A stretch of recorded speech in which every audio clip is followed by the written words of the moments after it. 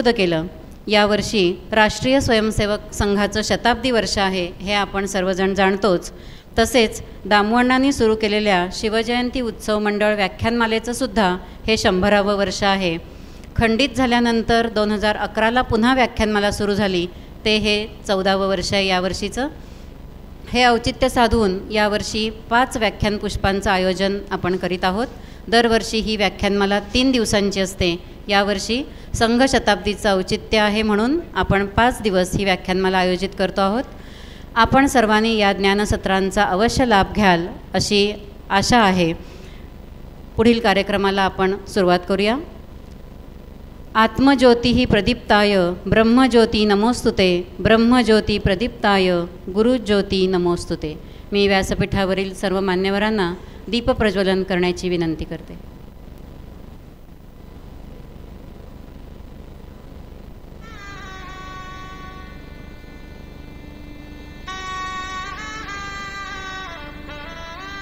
सर्वांचं मंगल, शुभ, कल्याण करणारी अशी ही दीपदेवता जी आपल्याला ज्ञानाचा मार्ग दाखवते, अज्ञानाकडून ज्ञानाकडे घेऊन जाते, चराचराला उजळून टाकते, मनातला अज्ञानाचा अहंकाराचा अंधार दूर करणारी दीपदेवता.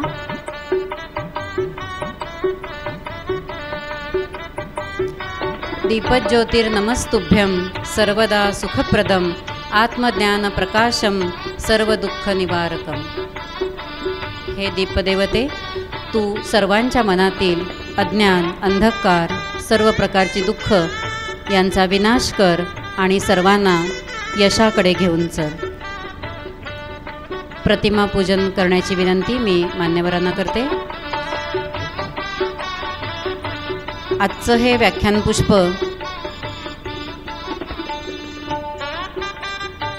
कैलासवासी सौ जानकीबाई रामचंद्र जोशी यांच्या स्मरणार्थ आहे पुरस्कृत, आणि श्री रामचंद्र बापूराव अभ्यंकर वकील या दोघांच्याही स्मरणार्थ आजचं स्मृतिपुष्प आहे. त्यांच्या स्मृतींनाही आपण वंदन करूया. कैलासवासी दामुअण्णा भट यांनाही मनोमन वंदन करूया. त्याचबरोबर आपले छत्रपती शिवराय यांनाही वंदन करून कार्यक्रमाला पुढे सुरू करूया. आजच्या कार्यक्रमाचं प्रास्ताविक, परिचय आणि आभार व्यक्त करतील मंडळाचे सचिव श्रीयुत राजेश देशमाने.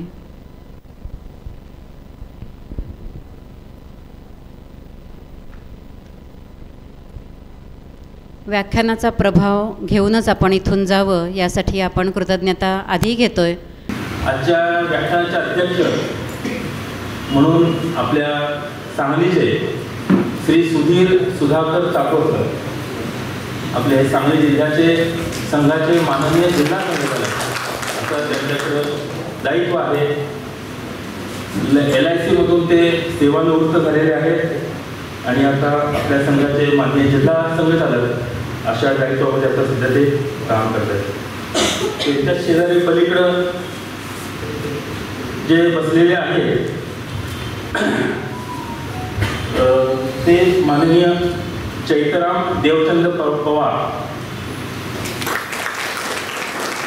मूळचे बारीपाड्याचे आहेत, धुळे जिल्ह्यातले आहेत आणि त्यांना याच वर्षी 2025 साली पद्मश्री पुरस्कार मिळालेला आहे.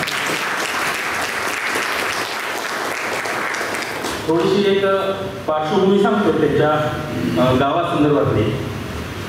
त्यांचं गाव अतिशय छोटं आहे, साधारणतः 94 कुटुंबांचं त्यांचं गाव. त्या गावामध्ये प्रचंड दुष्काळ. त्या दुष्काळामध्ये ज्या गावामध्ये विहिरी होत्या त्या विहिरी देखील साधारणतः पावसाळा संपला की पूर्ण आटलेल्या असायच्या. लांबून पाणी त्या गावामध्ये आणावं लागायचं आणि दुष्काळाबरोबर ज्या काही सर्व समस्या येतात त्या सर्व समस्या ह्या बारीपाडा गावामध्ये आलेल्या होत्या. आणि अशा वेळेला गावातल्या मुलांनी शिक्षण घेणं आणि पदवीधर होणं ही फार अशक्यप्राय अशी गोष्ट होती. तरी देखील माननीय चैतरामजींनी पदवीपर्यंत त्यांचं शिक्षण कष्टानं पूर्ण केलेलं आहे. आणि साधारणतः 80च्या नंतर वनवासी कल्याण आश्रमाचे एक पूर्णवेळ प्रचारक डॉक्टर आनंद फाटक यांच्याबरोबर बारीपाडा आणि आसपासचा परिसर अशा विषयामध्ये त्यांनी काम करायला सुरुवात केली. काम करायला सुरुवात केल्यानंतर त्यांच्या लक्षात काही मूलभूत गोष्टी आल्या की गावातले जे महिला वर्ग असेल किंवा पुरुष वर्ग असेल हा व्यसनाधीन झालेला आहे. महिला आजूबाजूच्या जंगलातून लाकड तोडून आणतात आणि इथली जंगल संपत्ती नष्ट होते. अशा बऱ्याचशा गोष्टी त्यांच्या लक्षामध्ये आल्या आणि त्या विषयामध्ये प्रबोधन करायचं काम सुरुवातीला त्यांनी सुरू केलं. सांगताना जरी एका वाक्यात प्रबोधन करायला सुरू केलं तरी त्यासाठी आपल्या सर्वांना माहीत आहे की एखादी गोष्ट जर गावाच्या अंगवळणी पाडायची असेल तर कशा पद्धतीनं प्रयत्न करावे लागतात. तर असे अथक प्रयत्न त्यांनी त्यांच्या गावामध्ये केले आणि त्या भागातला जवळजवळ 450 हेक्टर, थोडा मोठा आकडा आहे बघा, 450 हेक्टर जमीन त्यांनी वन विभागाच्या सहकार्यानं पुन्हा एकदा जंगलासारखी त्यांनी पुनरुज्जीवित केलेली आहे. जिथं ज्या गावाच्या परिसरामध्ये 15 हेक्टर शेतीला पुरेल एवढंच पाणी असायचं त्या गावामध्ये जवळजवळ 120 हेक्टर क्षेत्रामध्ये आता शेती केली जाते. तिथं 3-3 पिकं घेतली जातात आणि कांदा, डाळ, स्ट्रॉबेरी अशी आता नगदी पिकंसुद्धा आता तिथले शेतकरी आता घ्यायला लागलेले आहेत. नुसतं बारीपाडा गावातीलच प्यायच्या पाण्याची त्यांनी समस्या सोडवली नाही तर त्याच्या आसपासच्या 5 गावांना देखील आता बारीपाडा गावचं पाणी सर्वांना मिळतं. त्याच भागामध्ये वनभाजी महोत्सव जे आपल्याला माहीत आहे की शेतातल्या बांधावरती किंवा यांच्यावर त्याच्या जंगलामध्ये वेगवेगळ्या प्रकारच्या भाज्या येत असतात. आता श्रावण महिन्यामध्ये तर त्या भरपूर येत असतात. तर हा वनभाजी महोत्सव ते गेली 18 वर्ष त्या बारीपाडा भागामध्ये करतायत. तिथं स्थानिक महिलांच्या मार्फत पाककृती स्पर्धा घेतली जाते आणि त्या पाककृती स्पर्धेमध्ये त्या स्थानिक महिला वेगवेगळे पदार्थ बनवतात. त्या वनभाज्यांचे औषधी गुणधर्म तिथं जे जे लोक भेट देतात त्या सर्वांना ते समजावून सांगतात आणि तो आता महोत्सव चांगल्या प्रकारे त्या बारीपाडा भागामध्ये आता रुजलेला आहे. या सर्व प्रवासामध्ये साहजिकच त्यांनी जे आत्तापर्यंत काम केलेलं आहे या कामाकडं सर्वांचं लक्ष गेलं आणि त्यामधून त्यांना आत्तापर्यंत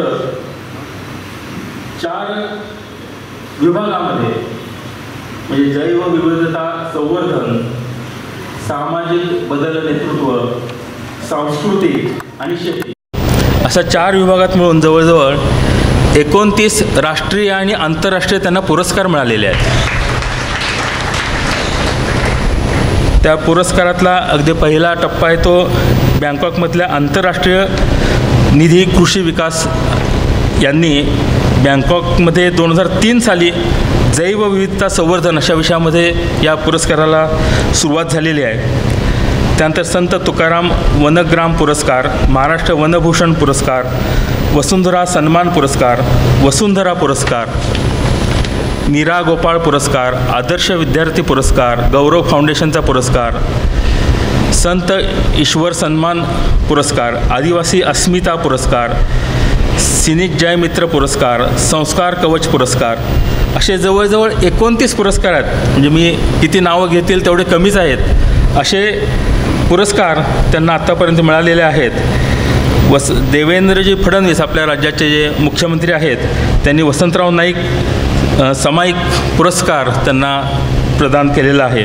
शेती विषयातला हा पुरस्कार आहे आणि ह्या सर्व पुरस्कारांच्यावरचा कळस म्हणजे ह्या 2025 सालचा त्यांना मिळालेला पद्मश्री पुरस्कार. असे एक मोठं व्यक्तिमत्व ह्या संस्थेला आपल्या यावर्षी लाभलेलं आहे. ते त्यांच्या कृतीतून सर्व विषय आपल्या सर्वांना दाखवतात. त्यामुळे सुरुवातीला आपल्याला साधारणतः एक अर्ध्या तासाची ते काम करत असलेली एक फिल्म इथं आपल्या सगळ्यांना पाहायला मिळेल आणि ती फिल्म पाहिल्यानंतर ते थोडंसं विवेचन करतील आपल्याला सगळं ते करत असलेल्या कामाचं, आणि त्यानंतर आपल्याकडून त्या संदर्भातले काही प्रश्न असतील तर असे प्रश्नांना ते आपल्याला सगळ्यांना उत्तरं देतील. ह्या कार्यक्रमाच्या सुरुवातीला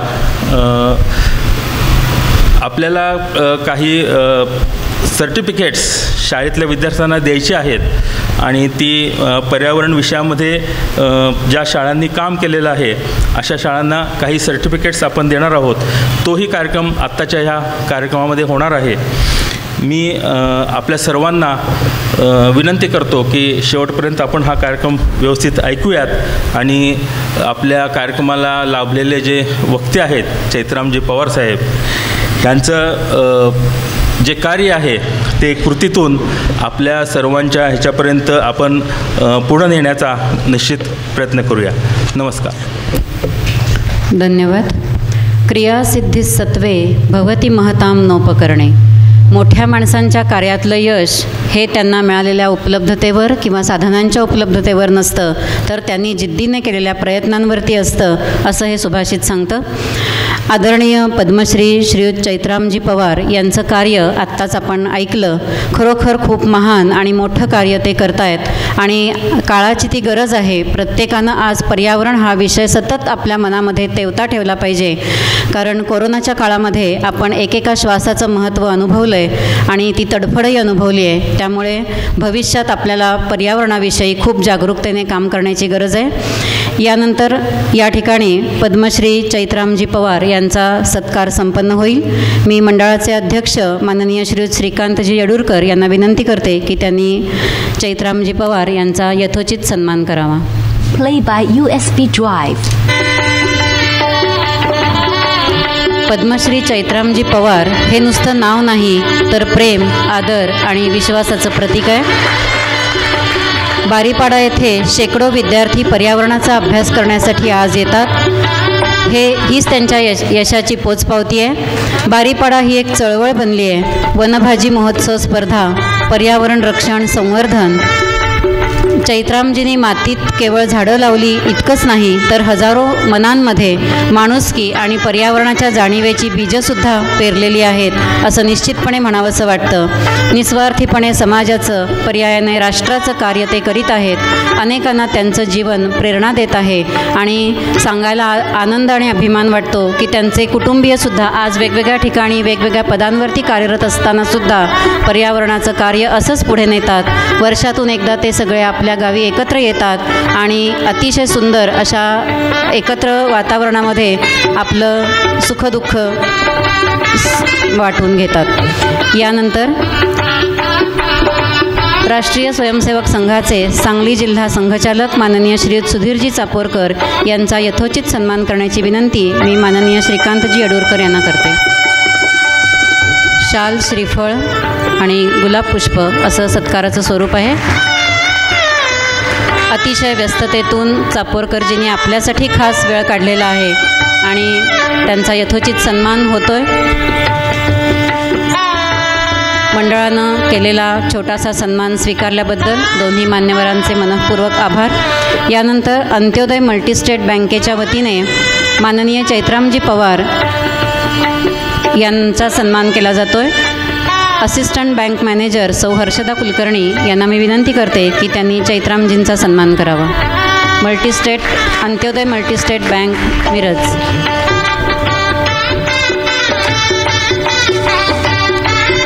अंत्योदय मल्टीस्टेट बँकेचं नेहमीच आपल्याला सहकार्य लाभतं.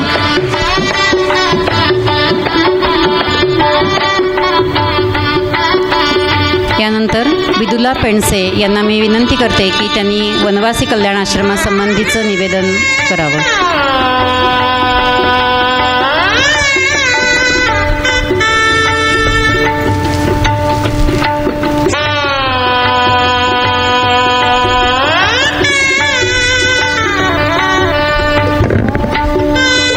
आदरणीय व्यासपीठ, सर्वांना नमस्कार. वनवासी कल्याण आश्रम ही संस्था गेली 72 वर्ष जनजाती समाजाच्या सर्वांगीण विकासासाठी काम करते आहे. वेगवेगळे काही आयाम आहेत, जसं वसतिगृह आहे, आरोग्यरक्षक योजना आहे, महिला सक्षमीकरणाचं काम करते आहे, किंवा हितरक्षा म्हणजे काही जनजाती समाजाचे जे प्रश्न सोडवण्यासाठी वनवासी कल्याण आश्रम गेली 72 वर्ष काम करते आहे. वेगवेगळ्या कामासाठी आपल्याकडे माहिती आहे की जर पश्चिम महाराष्ट्र प्रांतात जर बघितलं तर आज 750 विद्यार्थी आपल्या वसतिगृहांमधून शिकत आहेत. साधारण 800 आरोग्यरक्षक पाड्यांवर काम करत आहेत. ह्या सगळ्या प्रकल्पांसाठी आपल्याकडे निधीची आवश्यकता असते. सर्वांना मी विनंती करते की आगामी काळात आपल्याला जसं शक्य आहे तसं कल्याणाश्रमासाठी तुम्ही भरघोस निधी देऊन मदत करावी. नुसता निधीच असं नाही तर काही जण वेळही देऊ शकतात. वेळेची ही आवश्यकता असते. त्यामुळे कार्यकर्ता म्हणून काम करायला कोणी उत्सुक असतील तर त्यांनी नक्कीच वेळ देऊन ह्या संघटनेत आपला सहभाग नोंदवावा. आपल्याला माहिती आहे की डॉक्टर शुभांगी नेने इथे अध्यक्ष आहेत सांगली जिल्ह्याच्या, किरण कुलकर्णी हे सचिव आहेत आणि दिलीप पवार हे युवा कार्य विभागाचं बघतात.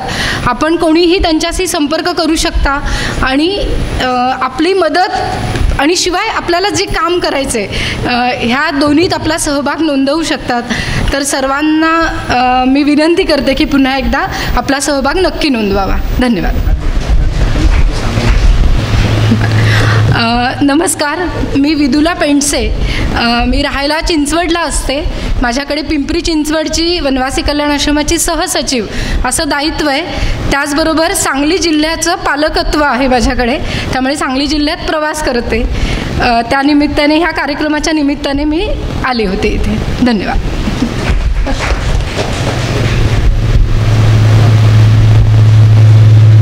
विदुलाताई वरतीच थांबा थोडंसं. विदुलाताई पेंडसे, विजयाताई नेने आणि माननीय दिलीप पवार यांना मी व्यासपीठावर यायची विनंती करते आणि माननीय संघचालक सुधीर रावांना विनंती करते की त्यांनी या तिघांनाही गुलाब पुष्प देऊन त्यांचा सन्मान करावा.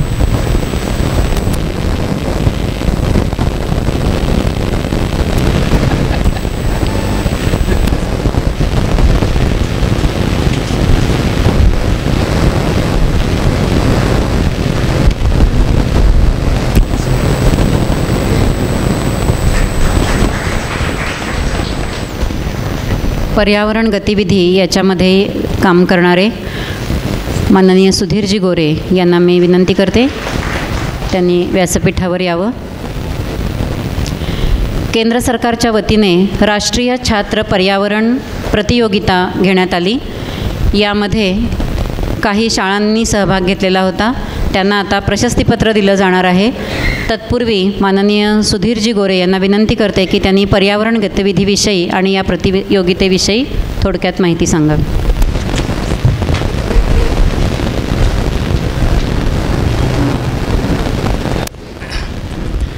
सप्रेम नमस्कार. व्यासपीठावरील सर्व मान्यवर आणि सर्व श्रोते हो. छोटं काम करावं आणि त्याचा परिणाम फार मोठा असावा अशासाठी कार्य करत हवं असं अनेक जण सांगतात आणि ते मनाला भावल्यानंतर आपण करायला सुरुवात करतो. आणि हे कुठपर्यंत आपल्या छोट्यासुद्धा एखाद्या माणसाला काय करता येईल हे जर बघायचं असेल तर आजची आपण फिल्म बघूया आणि समोर बसलेल्या माणसाकडं फक्त 2 मिनटं बघूया, डोळे उघडून आणि नंतर डोळे मिटून 2 मिनटं बघूया. म्हटल्यानंतर आपल्या लक्षात येईल की आपण नेमकं काय केलं पाहिजे हे सगळ्यांच्या आपल्या लक्षात येईल. आपल्या भूमिकेतून आपल्या संघाच्या माध्यमातून आपण जेव्हा एखादं कार्य करतो त्यावेळेला ते आपण फक्त वरवर करत नाही तर ते मनापासून करतो आणि ते मनापासून केलं जावं म्हणून आता आपण NSPC नॅशनल स्टुडंट पर्यावरण सर्टिफिकेट अशी एक स्पर्धा घेतली होती. ह्या स्पर्धेला उत्स्फूर्त प्रतिसाद मिळाला. मग हे प्रतिसाद जर मिळाला असेल तर त्याच्या मागं कोण कोण असतील तर त्याच्या मागं शाळा आहेत, शाळेचे शिक्षक आहेत, विद्यार्थी आहेत आणि त्याचबरोबर शाळेचे संचालकसुद्धा त्याच्यामध्ये आहेत. मग ह्या सगळ्यांना आपण वेगवेगळ्या भूमिकेतून एकत्र आणलं होतं आणि प्रत्येकाने केलेल्या छोट्या छोट्या कामामुळं आता किती मोठे परिणाम होणार आहेत हे आता आपण बघणार आहे. मागच्या वर्षीच्या तुलनेनं 10 पट लोक सर याच्यामध्ये सहभागी आपल्यामध्ये झाली. संपूर्ण जर भारताचा आपण विचार केला तर 15,66,993 लोकांनी ह्याच्यामध्ये सहभाग नोंदवला आहे. त्यात महाराष्ट्राचा जर आपण विचार केला तर 1,07,294 लोकांनी याच्यामध्ये भाग घेतला. सांगली जिल्ह्याचा विचार केला तर 1,00,000पैकी 10,229 लोकांनी ह्याच्यामध्ये सहभाग घेतला होता. सांगली जिल्ह्यामध्ये आपलं मिरज 2,507 लोकांनी याच्यामध्ये पर्यावरण सर्टिफिकेटच्या याच्यामध्ये सहभाग घेतला. सांगायला मला अतिशय अभिमान वाटतो की ह्यामध्ये सहभाग घेतल्यानंतर जे 20 प्रश्न होते त्या 20 प्रश्नांची उत्तरं दिल्यानंतर 18-19 प्रश्नांची उत्तरं देणारी भरपूर होती, पण 20पैकी 20 प्रश्नांची उत्तरं देऊन ती समाधानकारक आणि योग्य उत्तरं दिलेली अशा काही विद्यार्थ्यांना आपण सगळ्यांना बोलवणं आपल्याला शक्य नाही. काही विद्यार्थ्यांना आपण बोलवलं आहे आणि त्या विद्यार्थ्यांचा सत्कार, त्या विद्यार्थ्यांना एक प्रमाणपत्र हे आजच्या मान्यवर पद्मश्रींच्या हस्ते मिळावं अशी विनंती आमची होती आणि ती आपल्या संयोजकांनी त्या याला दुजोरा दिला आणि आज आपण त्याच्यासाठी एकत्र आलो आहे. आता इथं आपल्याकडं आलेले जे लोक असतील त्यांचं नाव पुकारल्यानंतर त्यांनी पुढे यावं आणि त्यांच्याकडनं आपण सर्टिफिकेट घ्यावं. मला इथं 2 शब्द बोलण्याची संधी दिल्याबद्दल धन्यवाद. आपण जे काय काम करत असतो ते काम करत असताना का काम करायचं हे लक्षात आल्याशिवाय काम करता येत नाही, म्हणून ही स्पर्धा आपल्याकडनं घेतली गेली होती. हे खरंच असं आहे का हे बघण्यासाठी आपल्या आजच्या श्रोतृ वर्गाला एक कागद दिला जाईल. त्याच्यामध्ये लिहिलेलं असेल आपण कशा पद्धतीनं जर सहकार्य केलं तर संपूर्ण भारत हा आत्ताचे जे काय पर्यावरणाचं हानी दिसते आपल्याला ती त्याची हानी राहणार नाही आणि पर्यावरणाचं संवर्धन हे चांगल्या प्रकारे होऊ शकेल. आणि हे खरंच होऊ शकेल का याच्यासाठी तुम्हाला दिलेला कागद तुम्हाला जो दिला जाईल त्या कागदावर दिलेल्या प्रश्नांची उत्तरं आपल्या मनामध्ये विचारा, त्याची उत्तरं शोधा आणि त्याच्याप्रमाणे कार्य करायला लागलो तर मला वाटतं असे असंख्य लोक हे पर्यावरणासाठी काम करणारे हात यांना आपल्याकडनं दिले जातील. धन्यवाद. धन्यवाद. यानंतर पर्यावरणाविषयीचं प्रशस्तीपत्र प्रदान केलं जाईल. मी माननीय चैत्रामजी पवार यांना विनंती करते की त्यांनी या संबंधित शाळांना प्रमाणपत्र प्रदान करावीत. सर्वप्रथम जुबिली कन्या शाळा मिरजची विद्यार्थिनी तांबोळी.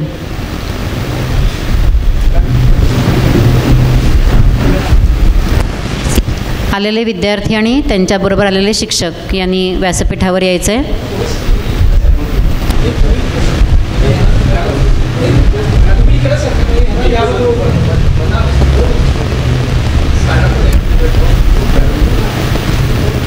पुढची शाळा आहे आयडियल इंग्लिश स्कूल.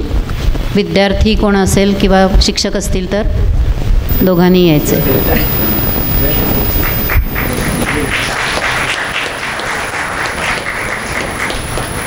रोप देऊन या विद्यार्थिनीचा सन्मान होतो आहे. तिचं अभिनंदन आणि कौतुक.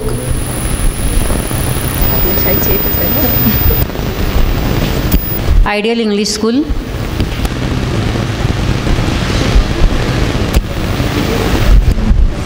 Shivam Londke ideal English school.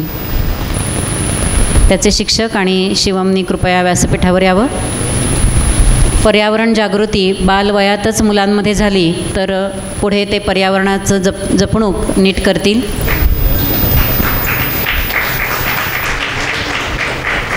पुढची शाळा आदर्श शिक्षण मंदिर मिरज. सातवेकर सर, वेदांत सोनवणे आणि सातवेकर सर कृपया व्यासपीठावर यावं. आदर्श शिक्षण मंदिर. आणखी कोणी विद्यार्थी असेल तरी यायला हरकत नाही. हां, देसाई मॅडम आणि जान्हवी तुंग, हां ती पण येऊ दे. पटकन या व्यासपीठावर. आदर्श शिक्षण मंदिर.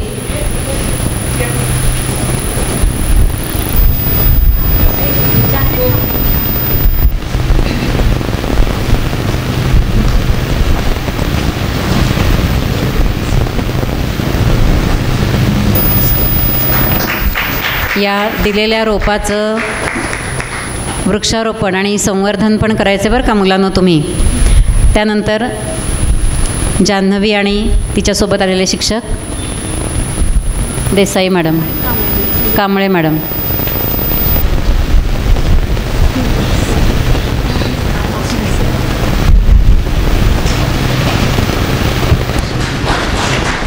सातपुते क्लासेसचे विद्यार्थी आणि कोणी संचालक असतील तर कृपया पुढे यावं. सातपुते क्लासेस.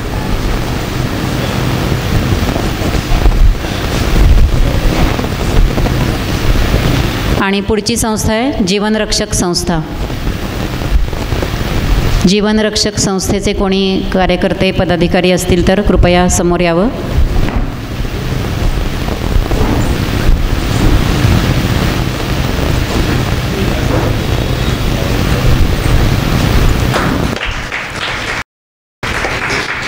जीवनरक्षक संस्था.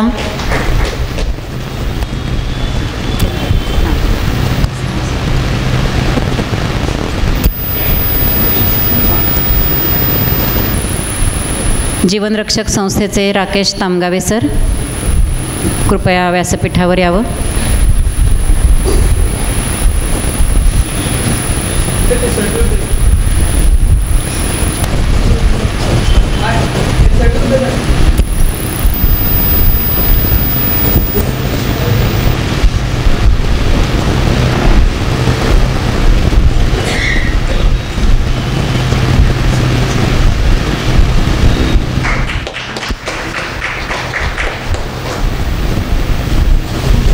तामगावे सर कृपया व्यासपीठावर यावं. या सर्व संस्थांनी पर्यावरण गतिविधीमध्ये खूप चांगलं काम केलेलं आहे. असंच काम त्यांनी करत राहावं यासाठी ही त्यांना दिलेली प्रेरणा आहे आणि या रोपाचंही जतन संवर्धन त्यांनी करायचं आहे. त्याचबरोबर ही प्रेरणा इतरांच्या हृदयापर्यंतही पोचवायचे. खूप खूप धन्यवाद. सर्व मान्यवरांना व्यासपीठावर स्थानापन्न होण्याची विनंती करते आणि राष्ट्रीय स्वयंसेवक संघाचे सांगली जिल्हा संघचालक माननीय श्रीयुत सुधीरजी चापोरकर यांना मनोगत व्यक्त करण्याची विनंती करते.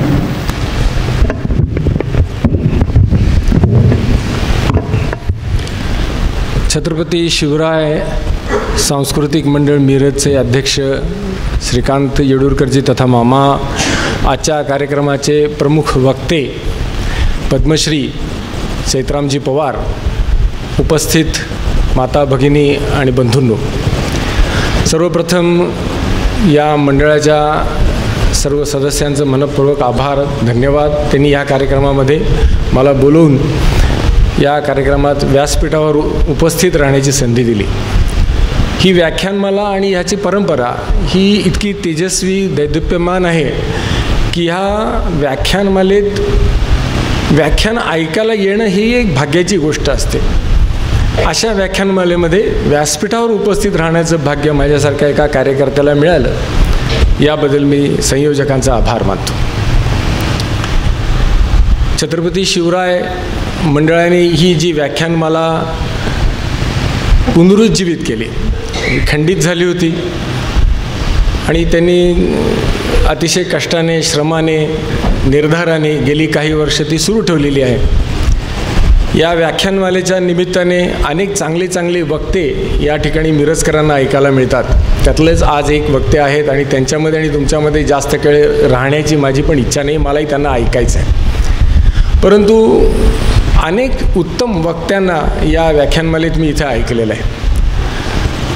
ही व्याख्यानमाला राष्ट्रीय विचार सर्व समाजामध्ये पुढे न्यावेत, सगळ्या समाजापर्यंत राष्ट्रीय विचारांचं पोषण व्हावं यासाठी काम करते आणि ते अतिशय स्तुत्य आणि अभिनंदनीय आहे.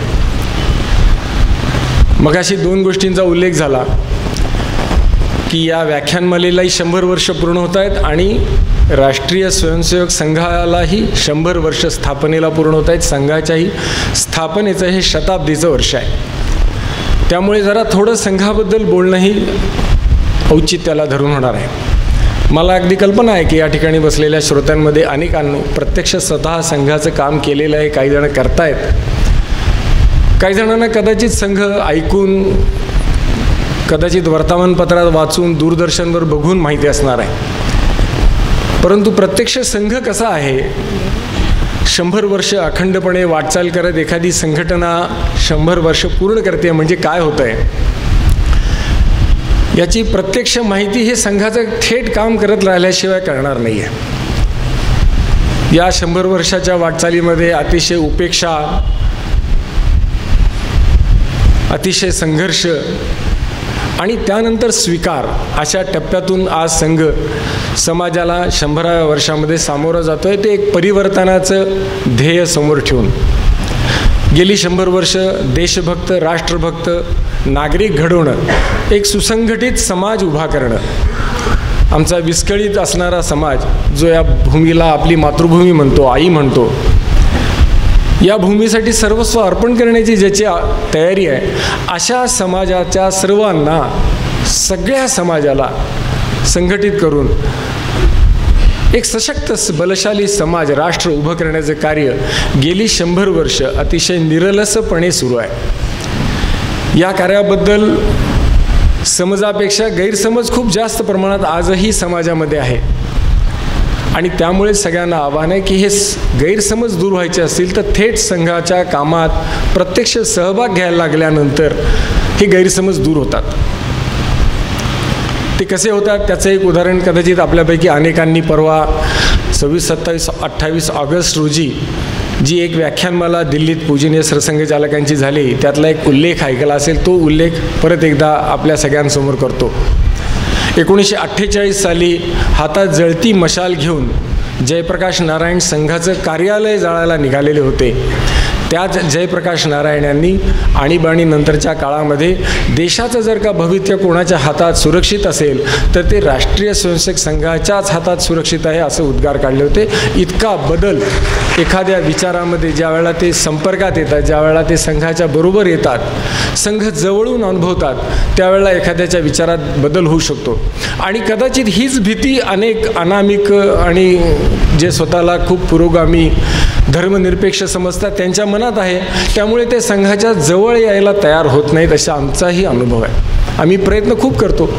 संघाचे विविध आयाम आहेत, त्या विविध आयामांच्या माध्यमातूनही असे प्रयोग केले जातात, परंतु त्याला म्हणावा तसा प्रतिसाद अशा मंडळींकडनं मिळत नाही. एक आयाम आपण पाहिला आता, पर्यावरण गतिविधी, समाजातल्या परिवर्तनाचा विषय विद्यार्थ्यांपासून पालकांपर्यंत, शिक्षकांपर्यंत न्यायचा आणि त्यांच्यातली पर्यावरण विषयाची जागृती निर्माण करायची आणि देशातलं परिवर्तन घडवायचं असा एक स्तुत्य उपक्रम संघाची पर्यावरण गतिविधी करते.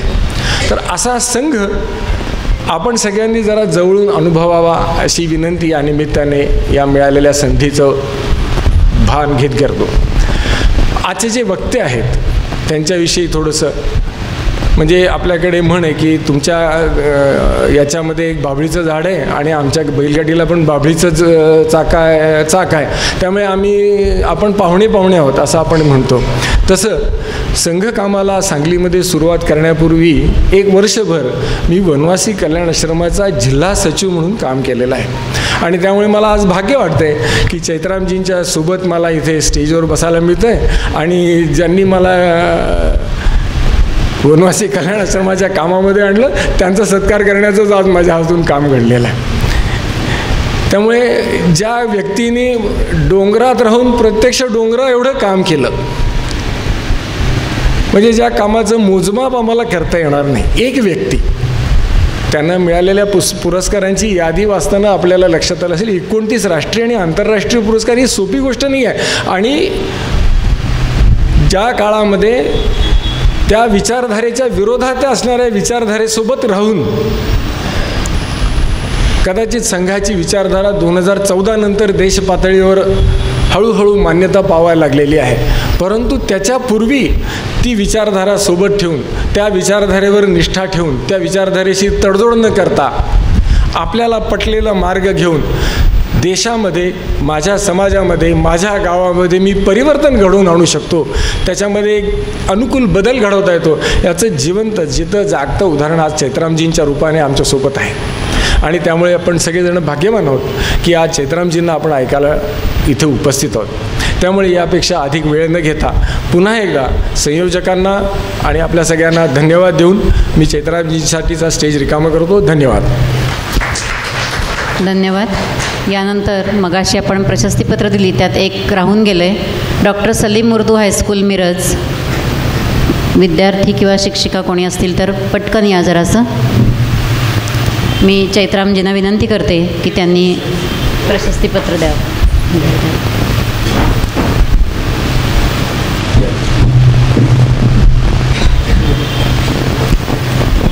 आपल्याला जरा वाटेल हे काय मध्येच आम्ही व्याख्यान ऐकायला आलो आहे, पण हा सुद्धा तितकाच महत्त्वाचा आणि आपल्या सर्वांसाठी जिव्हाळ्याचा विषय आहे, म्हणून आपण तो सर्वांच्या समोर इथं आता हा कार्यक्रम घेतला.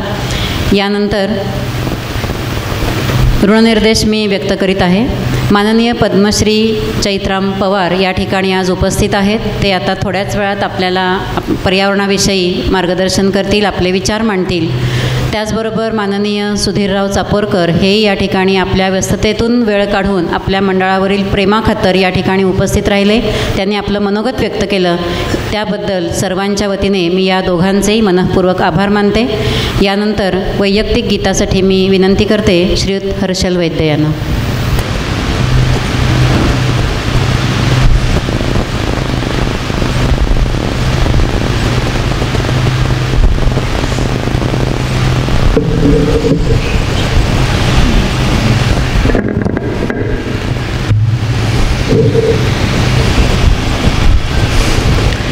धरती को रखना हरा भरा, यह जीवन धर्म हमारा। वृक्षों का रक्षण परिपोषण, पावन कर्तव्य हमारा। धरती को रखना हरा भरा, कुछ याद करे उस बलिदानी, अमृता देवी की अमर कथा। जो बूझ गई तलवारों से, कटते पेड़ों की देख व्यथा। आखिर राजा भी नतमस्तक, आखिर राजा भी नतमस्तक, टपकी टप अश्रुधारा।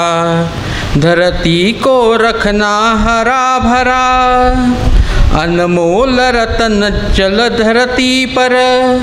वेदों ऋषियों ने यह माना, हम भूल गए कर्तव्यों को। जल बूंद बूंद है बचाना, पानी का रक्षण परिपोषण, पावन संकल्प हमारा। धरती को रखना हरा भरा, भूमि महके चंची चहके। निर्भय हो सब बढ़ते जाए, पावन वायु भरपूर मिले। धरती को स्वच्छ बनाए, हर घर को हरित बनाएंगे, तो आनंदी जग सारा। धरती को रखना हरा भरा, धरती को रखना हरा भरा, यह जीवन धर्म हमारा। वृक्षों का रक्षण परिपोषण, पावन कर्तव्य हमारा। धरती को रखना हरा भरा। खूप सुंदर. यानंतर आपण पर्यावरणाविषयीचा व्हिडिओ बघणार आहोत. एक थोड्या वेळाची क्लिप आहे, ती पाहून यानंतर चैत्रामजी आपल्या वक्तव्याला सुरुवात करतील.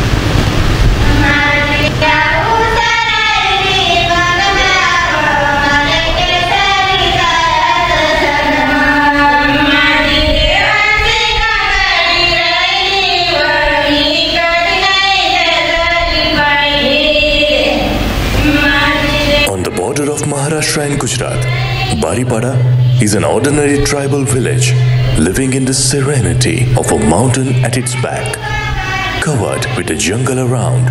These people have faced developmental challenges since a long time now. मी पहिले की बाहेर कामाला जात होतो, की शेतीमध्ये की जाती उत्पन्न येत नव्हतं. आम्ही गंज कष्ट करत होतो, पण बाहेर कामाला जाऊन दुसऱ्याकडे मजुरी करून जगलो. मागे 40 वर्षापूर्वी शिक्षण हा विषय या परिसरामध्ये बिलकुल कमी प्रमाणात होता. पण आईवडिलांची इच्छा होती की आपल्या मुलांनी शिकावं. पण शिक्षण सुरू असताना घरची परिस्थिती एकदम नाजूक होती, हालाक्याची होती. म्हणजे वर्षभरपूर एवढं धान्य पण नव्हतं. असा सगळा जो विषय होता तो प्रामुख्याने जाणवायचं, मनात यायचं की आपण आपल्या समाजासाठी काहीतरी केलं पाहिजे आणि आपण नाही करणार तर कोण करणार, अशा मनात विचार यायचे. पण त्याला दिशा नव्हती. आणि ह्या काळामध्येच मी MCOMच्या पहिल्या वर्षाला असताना डॉक्टर आनंद फाटक MD आहेत त्यांच्यासोबत रवी सहारे, शंकर राजपूत अशी एक टीम होती तिघांची. आणि त्यांच्या संपर्कात आलो मी.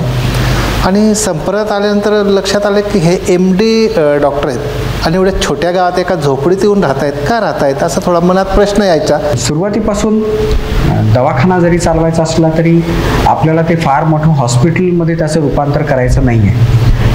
हॉस्पिटलमध्ये फार अडकून पडायचं नाही आहे. त्या भागामध्ये मोठ्या प्रमाणावर आपल्याला तरुण कार्यकर्त्यांमध्ये विविध विषयांवरती काम करायचं आहे. अशाच एका प्रसंगामध्ये चैत्राम पवार दवाखान्यात आलेले असताना त्यांची ओळख झाली आणि नंतर मग त्यांच्या गावाला जाणं झालं. तसं अनेक गावांना जाणं झालं.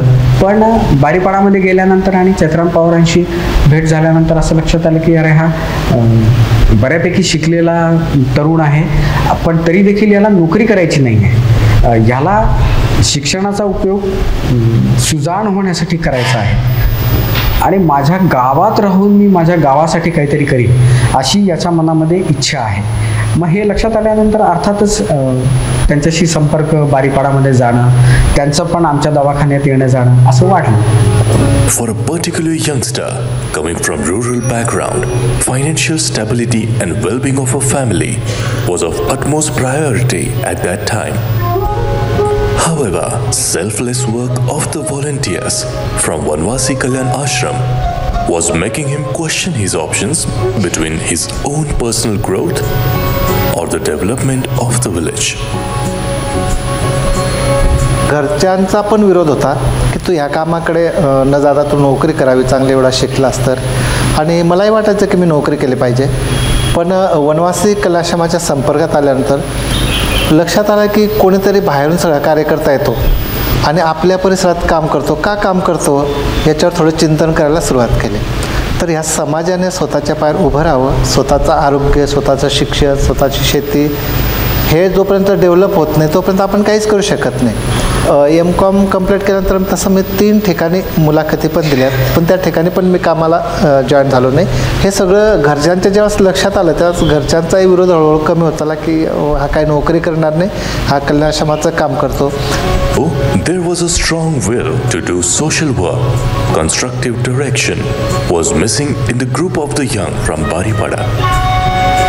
Standing true to their motto, "Tu mein ek rakht," Vanvasi Kalyan Ashram took a lead here and they provided them with the organizational support.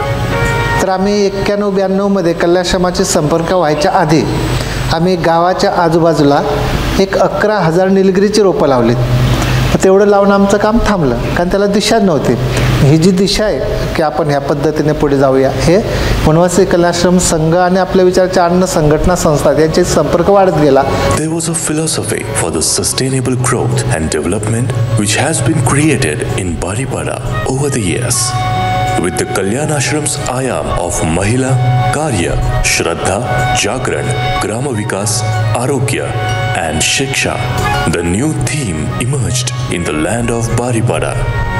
Jungle, Jala, Zameen, Jeev, Janjati, the holistic approach towards the growth of community has been formed through this in the last 3 decades.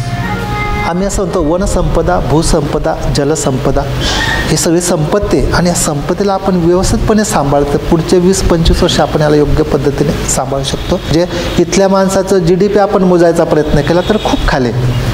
आमचं मासिक खर्च जो आहे ना तो कॅशमध्ये 2000 रुपये असले की आम्हाला पुरेसे होतात, कारण सगळ्या गोष्टी घरात आहेत. त्या ह्या सगळ्या गोष्टी जर बाजारात आणायच्या म्हटल्या तर आमची पण GDP वाढू शकते. पण हे सगळं करताना शेवटी विकासाला मर्यादा नसते. म्हणून आपण याच्याकडे बघताना असं म्हणतो की आपल्यासमोर जो विकासाचा आलेख आहे त्याच्या वरच्या टोकाला न जाता त्याचा मध्यबिंदू शोधणं आणि त्या मध्यबिंदूला आपण थांबू शकतो का. खूप वरती गेलो तर आपली जमीन खराब होईल, खाली आलो तर आपल्या गरजा पूर्ण होणार नाही. The jungle is an important part of the life of the village, and Baripada residents decided to make guidelines for keeping the jungle's wealth intact and protected from illegal deforestation. Vanvasi Kalyan वाहिनीच्या काही लोकांना एकत्र करून वन संवर्धनाला आपण सुरुवात केली. त्याच्यात पण गावाला एकत्र करण्यामध्ये 2-3 वर्ष लागलेत. छोटं गाव, सगळ्यांचं म्हणणं होतं की वन सांभाळणे हे आपलं काम नाही, आपण कशालाच पडायचं. पण आपण त्यांना आग्रह केला की नाही, वनवासी कल्याण आपल्या पाठीशी आहे आणि आपण आपल्या शेजारचं जंगल हे सांभाळलं पाहिजे. असं म्हणून त्याची एक छोटीशी सुरुवात केली. हळूहळू टप्प्याटप्प्याने ती पुढे डेव्हलप होत गेली. गावकऱ्यांना वाटलं अरे याच्या आपण नियम बनवू शकतो का, आणि मग एक 7-8 नियम बनवलेत. पहिला नियम केला की मुख्य झाड तोडताना कुणी सापडला तर 1051 रुपये दंड. राखीव जंगलामध्ये कोणी बैलगाडी नेली तर त्याला 700 रुपये दंड. डोक्यावर मुळे आणताना कोणी महिला पुरुष सापडला त्याला 551 रुपये दंड. हे जो पकडून देईल त्याला 500 रुपये बक्षीस. असं ते नियम सुरू झाला. पण ह्याच्यामध्ये पण आणखी लक्षात आलं आपण कोणतरी वॉचमॅन नियुक्त केला पाहिजे. मग गावाने एक वॉचमॅन नियुक्त केला. तो वर्षभर फिरला तो मी आता काम नाही करणार, कारण त्याला मानधनच नाही, तो कसा त्याचा भागणार. मग आपण ठरवलं की प्रत्येक घरातनं आपण 3 रुपये वर्गणी करूया. मग नंतर लक्षात आलं की ज्या वॉचमॅनला आपण पैसे देतो ना तो दारूमध्ये खर्च करतो, घरी त्याचा उपयोग होत नाही. मग काहींनी सुचवलं की अरे आपण याला धान्य दिलं पाहिजे, धान्य घरात मुलाबाळांना उपयोगी पडेल. मग आपण 10 किलो धान्य जमा करायला लागलो. पण दोघांनी विचार केला की अरे आपण जो वॉचमॅन ठेवला ना तो कापून विकतो बरं का. मग त्याचे दरवर्षी नवीन नियुक्ती. आमचे म्हणजे वर्षातून एकदा दिवाळीच्या वेळेस होते की किती कोण सांभाळेल कोण नाही सांभाळ. आम्ही रात्री पण यायचो, दिवसा पण 1 चक्कर किंवा 2 चक्कर मारावं लागतो. प्रत्येक घराचं 3-7 किलो धान्य भेटतात आम्हाला. मग तो मानधनची रचना लागली, वॉचमॅन दरवर्षी बदलायची पण रचना लागली आणि त्यातनं हे सूत्र जुडलं. पण यातनं महिलांचा विरोध सुरू झाला. ते म्हणे की मग आम्ही स्वयंपाक करायचा कसा. मग आपण LPG गॅसची व्यवस्था केली. म्हणजे कारण उज्ज्वला गॅस योजना नंतर आली, त्याच्या आधी आपण वन विभागाचा संपर्क करून 75 गॅस कनेक्शन बारीपाड्यात घेतले. पण गॅसच्या लक्षात आलं की लोक एकदा भरतात, दुसऱ्यांदा भरत नाही, पैसा नसतो. मग आपण सोलर कुकर आणता येईल का. पण सोलर कुकरमध्ये प्रश्न आला की त्यात बॉईल होतं, फोडणी देता येत नाही. मग युनायटेड नॅशन्सशी संपर्क केला आणि आपण स्मोकलेस चुला पण इथं आणायचा प्रयत्न केला. असे 4 म्हणजे पर्याय देत गेलो. पण वन संवर्धन कसं करता येईल असा एक मुख्य विषय तिथनं सुरू झाला. After implementing these guidelines for protecting the jungle, the next step was to trap the water in the jungle. With the help of villagers, small dams were got built in the entire jungle to raise the underground water level. आम्ही दरवर्षी म्हणजे दिवाळीच्या सुट्टींमध्ये जे शाळेतले मुलं सगळे घरी आलेले असतात तर त्यांना घेऊन एक दिवस जंगल सफारी असा एक विषय असतो. म्हणजे जंगलामध्ये सहल आणायची, प्रत्येकाच्या घरातनं तांदूळ आम्ही गोळा करतो आणि खिचडी होईपर्यंत सगळ्यांनी श्रमदान. मग लहान लहान मुलं ज्यांना जेवढं झेपेल तेवढं दगड त्यांनी आणायचं आणि काही 2-4 जण मोठे असतात ते इथं ते लावतात. गावामध्ये समजा एखादा उत्सव असेल तर गावातले काही तरुण मुलं पण त्या दिवशी समजा शेतात कामाला जात नाही तर त्या दिवशी ते सगळे जंगलामध्ये येतात आणि एखादा स्पॉट निवडून अशा पद्धतीचं श्रमदान ते दरवर्षी करतात. एक बांध बांधला, दुसरा बांधला. या बांध बांधण्यामध्ये आपल्याकडे म्हणजे असं म्हणूया की पहिलीच्या विद्यार्थ्यापासून तर IITचे विद्यार्थी इथपर्यंत सगळे येतात. मग MSWचे आहेत, NSS कॅम्प आहे, हे सगळे विद्यार्थी आले की त्या विद्यार्थ्यांना पण आपण प्रोत्साहित करतो. व्हिजिटर येतात त्यांनी पण बांध बांधावं. अशा रचनेतनं आपण आत्तापर्यंत जवळपास 485पेक्षा जास्त बांध बांधलेले आहेत. ते छोटे छोटे बांध आहेत. त्या बांधमध्ये खूप जण विचारतात की पाणी किती साठतं.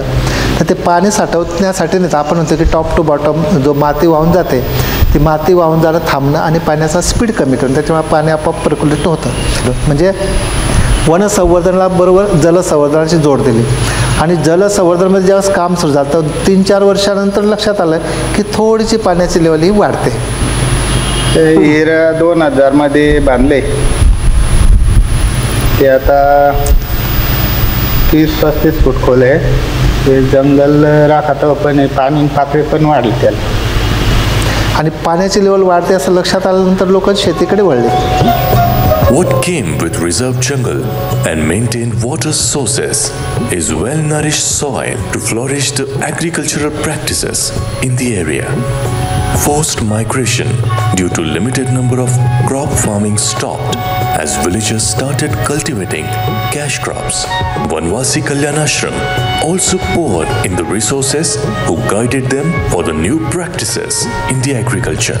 त्या पाणी वाढलं जंगलमुळे, हिरी खोदले तर पाणी वर लागलं. तर आत्ता आम्ही कांदासारखा, मक्कीसारखा, टायबरीसारखा किंवा भात, गहू सर्व पीक आम्ही काढतो. पण शेतीमध्ये काय बदल झाले, पहिल्या मी नागली, गहू ह्या करत होतो, पण त्याच्यामुळे आम्हाला पैसा येत नव्हता. पैसा की आता कांदासारखा लावतो, पैसा येतो, मक्कीसारखा करतो, त्याचा पैसा एक खट्टी येतो. आता उत्पन्न आमचं वाढलं. जसजसं आपण काम करत गेलो आणि जसजसे तज्ज्ञ लोक आपल्याला भेटत गेलेत, मग कल्याणाश्रमाच्या माध्यमातून असतील, कृषी विद्यापीठाचे असतील, कॉलेजचे प्राध्यापक असतील, ज्यांनी व्हिजिट केलं, ज्यांना वाटतं की अरे इथं हे काम होऊ शकतं, ते आपण ऐकलं आणि करायचा एक प्रयत्न केला. म्हणजे आपली टीम बांधली गेली चांगली. ज्यांचा विरोध होता वन व्यवस्थापनाला आणि जल व्यवस्थापनाला, ते पण पुढे येऊन काम करायला लागले. जनसेवा फाउंडेशन नावाचे एक निवृत्त प्राध्यापक लोक, कृषी विद्यापीठातल्या निवृत्त प्राध्यापक लोकांची संस्था, त्यांनी असं ठरवलं की वनवासी भागात जाऊन वनवासी शेतीमध्ये काही काम कर. आणि भात हे मुख्य पीक, त्यामुळे भातातलं उत्पादन वाढ हा विषय आपण घेऊन काम करू. आणि मग त्याची प्रयोगभूमी कुठली असेल तर ती बारीपाड्यामध्ये पहिला प्रयोग झाला. आणि मग त्याचे जे काही रिझल्ट आले ते रिझल्ट पाहून मग लोकांनी ते ॲडॉप्ट करायला सुरुवात केली. सेम तीच गोष्ट मग सगळी पिकं, म्हणजे कडधान्यामधला जर विचार केला तर कडधान्यामध्ये मूग असेल, कडधान्यामध्ये उडीद असेल, त्याच्या नवीन व्हरायटीज आणि त्याच्यावरचं काम असेल. मग तुरीमधलं काम आहे, डाळवर्गीयामध्ये तूर आहे, चणा, हरभऱ्यातले जे विराट आणि विशाल या 2 हरभऱ्यांच्या ज्या जाती विद्यापीठामध्ये संशोधित झाल्या, त्याच्या पहिल्या ट्रायल्स या बारीपाड्यात झालेल्या आहेत. आणि यांच्या आधारावर पण शेतीचे छोटे छोटे प्रयोग करून लोकांना विकसित करायचा प्रयत्न केला. आणि मग लक्षात आलं की या 3 गोष्टींमध्ये चांगलं काम केलं आणि याचा परिणाम काय, तर लोक गावाला थांबलेत आणि शेतामधला बदल व्हायला लागला. पीक स्पर्धेमध्ये आपण इथल्या लोकांचं काही नावनोंदणी केली होती आणि मला सांगायला या ठिकाणी आनंद वाटेल की जिल्हा स्तरावर आणि विभाग स्तरावर या गावातल्या शेतकऱ्यांनी प्रावीण्य मिळवलं. Villagers of Baripada understood the value of livestock farming and breeding as an asset for the family. Constant efforts were put by the community to own their raised chicken, bulls, cow and goats, treating them as their asset. Janajati development was started with Bachat Gat, that is self-help group, when the concept was new to the then urban Maharashtra. It was flourishing due to women's participation. Education was came second in line as fixing of the school system started with villagers making their own guide. Women's development followed after this. Improving community's health was a responsibility women's group took and then successfully achieved. बचत गट ही संकल्पना नव्हती, पण वनवासी कलाश्रमाच्या देशपांडे काकू होत्या धुळे केंद्रावर पूर्णवेळ, देशपांडे आप्पाने काकू, त्यांचा बारीपाडा प्रवास झाला. त्यांच्या सहकार्यानं पहिला बचत गट आपण 93ला सुरू केला. त्याचं नाव दिलं शबरी महिला बचत गट. त्यांचं युनियन बँकेत अकाउंट उघडलं. बचत गटाची चळवळ तेव्हा महाराष्ट्रामध्ये फार कमी भागामध्ये होती. मी सांगतोय ती गोष्ट 90-92 या काळातली आहे. त्या काळामध्ये काही ठराविक भागामध्येच बचत गटांचं जाळं सुरू झालेलं होतं. सर्वदूर महाराष्ट्रामध्ये बचत गटाचं जाळं नव्हतं. त्या काळामध्ये 92 साली पहिल्यांदा बारीपाडामध्ये पहिला बचत गट निर्माण झालेला आहे आणि त्याची खूप साधक बाधक चर्चा होऊन झाली की जिथे पैशाचे व्यवहार येतात तिथे एकमेकांमध्ये गैरसमज होण्याची शक्यता असते, त्यातनं वादावादी होऊ शकते, बचत गट फुटू शकतात. तर गैरसमज टाळण्यासाठी खूप निरोगी आणि प्रामाणिक वातावरण आणि व्यवहार सगळा अत्यंत पारदर्शी असला पाहिजे, ह्या सगळ्याची चर्चा करून तो बचत गट सुरू झाला. मग आपण बारीपाड्यामध्ये एक 60 जणांचा एक ग्रुप केला आणि त्याला वनवासी विकास वाहिनी या नावाने समिती गठीत केली. त्या समितीचं पण बँकेत अकाउंट उघडलं आणि दर महिन्याला 10 रुपये संकलन करायचं सुरू केलं. मग ती वर्गणी आम्ही बचत होती मग आम्ही दुसऱ्याला नाही बचत दिली. आम्ही जेवढ्या महिला होत्यात महिलाच्या जवळ अडचणी कुणाला कार्यक्रम कुणाला मुलगा पोरी लग्न दुःख सुख ना मग ते आम्ही 3 रुपये शेकडाना यादी दिला. त्यावेळेस गावातनं विरोध सुरू झाला की अरे हे 10 रुपये आपण जमवतो चैत्रामकडे देतो पण याला नोकरीला गरज पडेल तर हा सगळा पैसा तिकडे भरायला निघून जाईल, आपलं काय. मग आम्ही काय केलं, एक रजिस्टर ठेवलं, त्याच्यावर नोंदी ठेवायच्या, पैसा हा दुसऱ्या व्यक्तीकडे ठेवायचा आणि फक्त माझ्याकडे कागद ठेवला लिहिण्यासाठी. मग थोडं विश्वास बसायला लागला की नाही हा गावात थांबेल की आपल्यासाठी काहीतरी करतोय. चैत्राम पवारांच्या वडिलांना देखील त्याच्यामध्ये जेव्हा एकदा ते एका कर्जदाराला जामीनदार राहिलेले होते आणि त्या कर्जदारांनी कर्ज फेडलं नाही, तेव्हा चैत्राम पवारांच्या वडिलांकडून पण त्या रकमे एवढी वस्तू त्यांच्या घरातनं भांडी उचलून आणून ती बचत गटात जमा करणे असं जेव्हा झालं तेव्हा लोकांच्या असं लक्षात आलं की नियम सगळ्यांसाठी सारखे आहेत. मग ते चैत्राम पवारांचे वडील असले तरी देखील त्यांच्यासाठी तोच नियम लागू होतो. मग तेव्हापासून आपापसात खूप मोठं विश्वासाचं वातावरण निर्माण झालं आणि शेतामधला बदल व्हायला लागला. मग आपोआप शाळेकडे पोरांचं लक्ष जायला लागलं. पण आमची टीम मग पक्की होत गेली, टीम वर्क आहे सगळ्यांची म्हणून. तर शाळा सुरू करायची मग काय करायचं तर आम्ही शाळेवर जाऊन थांबलो. आमच्यानंतर शिक्षक आलेत. शिक्षकांना असं म्हटलं की तुम्ही आता रोज शाळेवर आलं पाहिजे नाही तर तुम्हाला दंड भरायला लागेल 100 रुपये. ते म्हणे असं कसं, म्हटलं भरावं लागेल. गावाने एक रजिस्टर बनवलं, त्याच्यावर त्यांनी साईन करायची, त्यांचं रजिस्टरवर नव्हे. त्यातनं शिक्षक नियमित झालेत. पण 3-4 महिन्यानंतर शिक्षक म्हणायला लागले की विद्यार्थीच येत नाही. मग पालकांना एकत्र केलं आम्ही आणि पालकाला पण दंड आकारला आणि ती इथली शाळा त्यातनं नियमित झाली. आता ती शाळा नियमित झाली त्यामुळे इथला एक प्राध्यापक झाला सांगली शिक्षण संस्थेमध्ये, एक संभाजीनगरला प्राथमिक शिक्षक आहे, एक कुरा काकोडा मुक्ताईनगर जळगाव जिल्ह्यात. म्हणजे ही जी उपलब्धी ही ती शाळा नियमित केल्यामुळे ते पुढे आपोआप चक्र त्याचं सुरू झालं.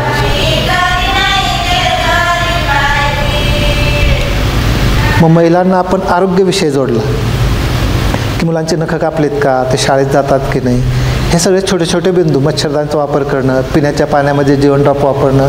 इथे एक खूप चांगली घटना घडली म्हणजे डॉक्टर आनंद फाटक असल्यामुळे पुरुष नसबंदी एक 20 वर्षापूर्वी इथे केलं. त्यावेळेस खूप इकडे म्हणजे कोणी तयार नव्हतं. अशा काळामध्ये 90% पुरुष नसबंदी इथं झालेली. हे खूप चांगलं एक उदाहरण होऊ शकतं.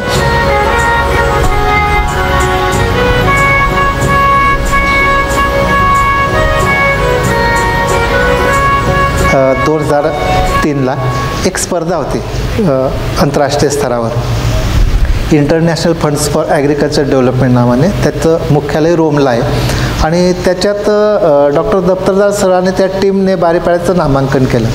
नामांकन केल्यानंतर त्याचा विषय होता ग्रामीण तंत्रज्ञानाचा शोध. एखाद्या गावाने, एखाद्या व्यक्तीने, एखाद्या संस्थेने गावाच्या विकासासाठी एक स्वतंत्र थीम तयार केली असेल तर ते तुम्ही आम्हाला कळवा. तर आपण इथनं वन व्यवस्थापनामध्ये जे नियम केलेत ते कोणाच्या डिक्शनरीमधनं चोरलेले नाहीत किंवा वन विभागाचे नाहीत. ते गाव एकत्र येत गेलं आणि त्यातनं ती नियमावली तयार झाली आणि त्याच्यावरून हे सगळे दंगल डेव्हलप झाले. तर हा विषय त्यांनी कळवला होता आणि त्याच्यात भारताला 2रा क्रमांक मिळाला आणि तो पुरस्कार घोषित झाला. तो आम्ही ज्यावेळेस घ्यायला गेलो बँकॉकला डॉक्टर फाटकसोबत आणि परत आल्यानंतर ह्या कामाचा स्फोट झाला. मग तिथनं 1 वर्षभर आम्हाला कामच करता येणार कारण इतके व्हिजिटर यायला लागले की बारीपाड्यानं असं नेमकं काय केलं, नेमकं काय केलं. शासनाच्या माध्यमातून वेगवेगळ्या संस्था संघटना त्यातनं काम कसं करावं म्हणजे येणाऱ्यांना नमस्कार करून त्याच्यात वेळ जायला लागला. दुसरी खूप कठीण गोष्ट त्यात आल्यानंतर 2-3 दिवस झालेत आणि ते म्हणे की आपलं गासोडं सोडा. त्यांना वाटलं की खूप पैसा मिळाला असेल पुरस्कारामध्ये आणि त्याच्यामध्ये त्या थायलंडचा ते सगळं फोटोग्राफी वगैरे तिथलं सप्रेम भेटत होते. तर गावकरी म्हणजे पैसा कुठं आहे, तू मुद्दामून विदेशात ठेवला असेल, आणला नाही इथपर्यंत, किंवा आजूबाजूचे काही लोक भांडण लावायला म्हणून ते पुढे यायला लागले की पैसा कुठे विचारा. तर तो खूप कठीण वर्ष होता माझ्यासाठी. एक 7-8 महिने सगळ्यांना क्लिअर करण्यामध्ये गेले की हे काम बंद होईल की काय, अशा स्थितीत होतं. म्हणून आम्ही राज्यात किंवा देशात कुठेही पुरस्कार डिक्लेअर झाला की गावातल्या ग्रुपलाच पूर्ण घेऊन जातो की सगळेजण चला. Now, to take things ahead, small teams were formed which started exploring different topics like updating agricultural practices, energy saving, conservation of culture, and traditional medicinal practices. A movement led by women, Vanabhaji Spardha is now a point of attraction to the whole world. जंगल, जल, जमीन आणि जन विषय जोडला माणूस. जोपर्यंत गावात चांगल्या युवकांची टीम उभी राहत नाही तोपर्यंत आपण हे करू शकत नाही. मग आपण इथं काय केलं, कृषीची वेगळी टीम केली, आरोग्याची वेगळी टीम केली, एनर्जी बचाव व वापराची वेगळी टीम केली, ग्राम समिती वेगळी, अशा छोट्या छोट्या समित्या केल्या. गाव छोटा आहे पण या समित्यांमध्ये सगळ्या तरुणांना आपण गुंफून ठेवलं आहे. म्हणजे उदाहरणार्थ एनर्जी समिती काय करते, तर तुम्ही बाबा 2-3 1 मीटर वापरा. किती दिवस आपण शासनाची चोरी करायचं, आपण कधीतरी आपण पारदर्शक केलं पाहिजे. त्याला जोडणं आपण सोलर पंप सिस्टीम हा त्या याच्यातनं पुढ्याला, सोलर ड्राय सिस्टीम विषयाला, सोलर होम लाईटचा विषयाला. म्हणजे एनर्जी फक्त शेतीसाठी नव्हे तर आपण वेगळ्या कारणांसाठी कशी वापरू शकतो असा ग्रुप बांधायचा एक प्रयत्न केला.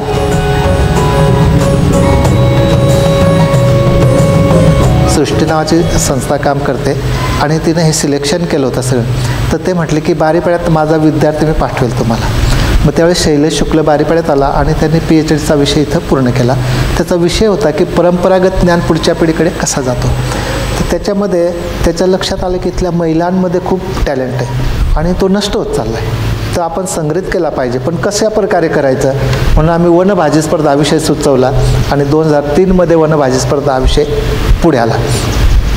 त्याच्यामध्ये इथनं बॉटनिकल पूर्ण जंगलाचा सर्वे झाला, भाज्यांच्या व्हरायटी सगळ्या पुढे आला आणि बारीपाड्याला जागतिक व्यासपीठ जे मिळालं ते वनभाजी स्पर्धेमध्ये इथला महिलांचा जो ग्रुप आहे त्यांना मी धन्यवाद देईल की तो ग्रुप एकत्र आला नसता तर हा विषय पुढे आला नसता. पण वनभाजी स्पर्धा म्हणजे नुसतं वनभाजी स्पर्धा का, त्याला आपण वेगळ्या आज्ञेला काय जोडू, तर आपण विक्री करायची नाही. कारण हे पुढच्या पिढीसाठी आपल्याला आपला खजिना आहे, फिक्स डिपॉझिट आपले पुढच्या 20-25 वर्षांतर याचा वापर व्हावा. म्हणून आपण इथं 3 बिंदू जोडलेत, संरक्षण, संवर्धन आणि पुनर्निर्माण. आता रानभाजी महोत्सव जो आहे तर याचं जे पायोनियर आपण म्हणतो किंवा सुरुवात जी म्हणतो ती बारीपाड्यापासून झाली आणि बारीपाड्याने महाराष्ट्राला रानभाजी स्पर्धा दिली असं म्हणायला काय हरकत नाही. आणि आज कृषी विभाग ही जी संकल्पना आहे ही संकल्पना घेऊन महाराष्ट्रभर पोचला.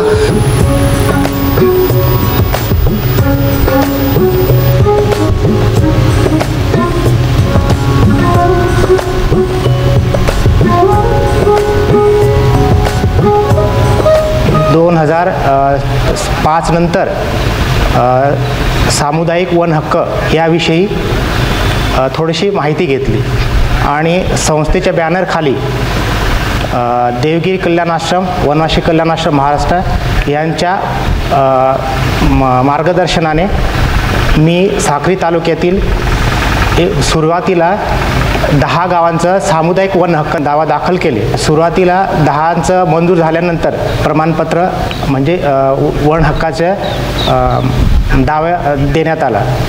त्यानंतर हळूहळू मी साक्री तालुक्यातील एकूण 44 गावांचे प्रस्ताव दाखल केले. ते 44 गावांचं सर्वांना सामुदायिक वन हक्क मिळाला. When the community becomes self-aware, the government also puts in their best efforts for its development, starting from the implementation of government schemes for the village benefit. Baripada has never looked back since. तर लक्षात आलं की ज्यावेळेस शासन या सगळ्या गोष्टी करतोय तर ह्या 4-5 गोष्टींसाठीच आहे की स्थानिक संसाधनं विकसित करणं आणि त्याच्यावर आपल्याला शाश्वत विकास करता येईल का. मग जलव्यवस्थापनाचा विषय असेल, वृक्ष संवर्धनाचा, शेतीचा असेल, इथं ह्या सगळ्या गोष्टी गाव संघटित झालं आणि वेगवेगळ्या तज्ज्ञांना आपण जोडलं आणि त्यातनं हा विषय आपण पूर्ण करू शकलो. तर आपण श्रमदान जेवढ्या स्पीडने केलं तेवढे शासनाच्या पण काही मदती आपण घेतल्यात.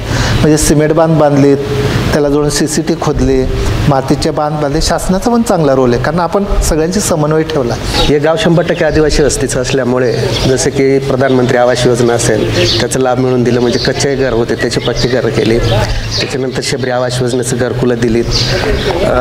केंद्र शासनाची मागच्या वर्षी जी एक योजना आली जलजीवन मिशन त्याच्यातून आम्ही 100% घरांना नळ कनेक्शन करून दिलेले त्या योजनेतून.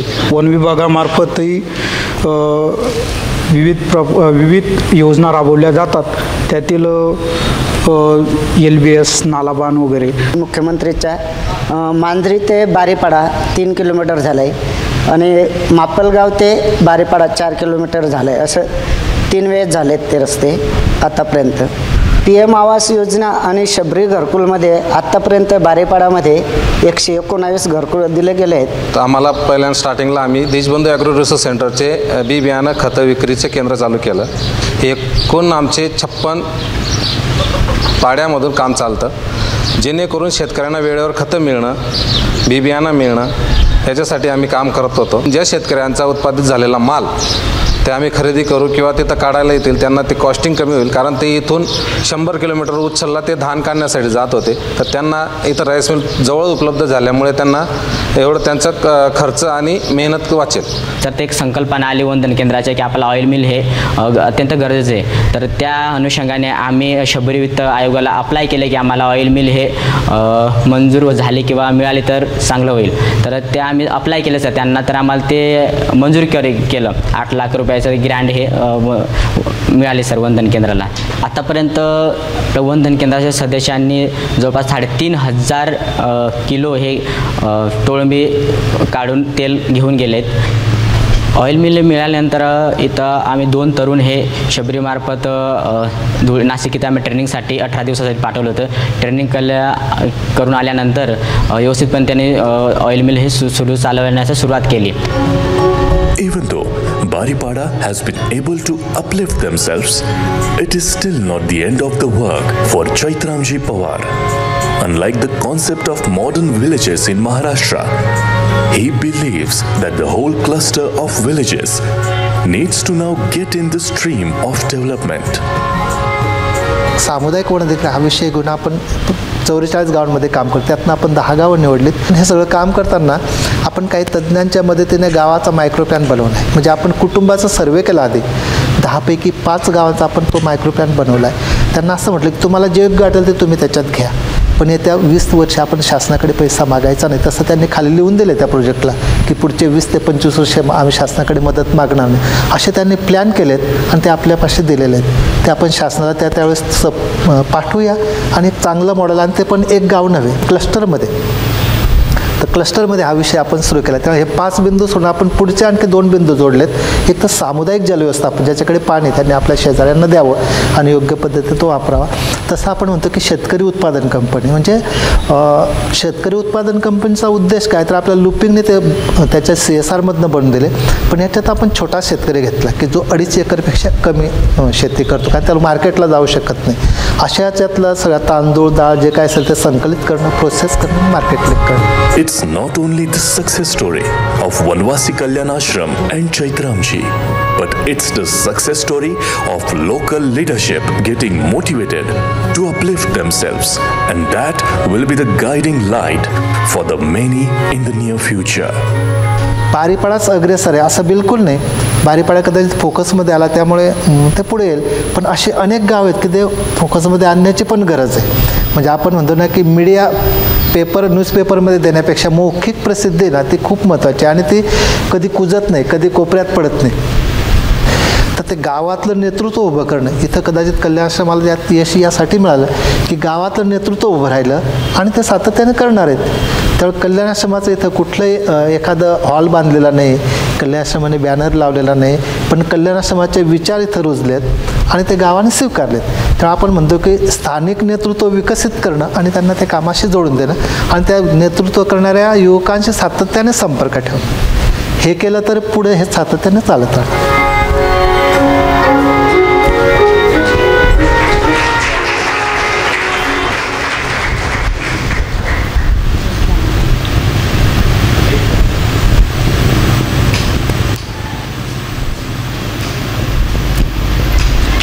यानंतर माननीय पद्मश्री चैत्रामजी पवार यांना मी विचार मांडण्याची विनंती करते. आपण त्यांच्या वक्तव्यासाठी सगळेजण उत्सुक आहोत. माननीय चैत्रामजी पवार. करण्यासारखं खूप आहे, उमेद मात्र हवी, उडण्यासाठी आभाळ आहे, जिद्द मात्र हवी.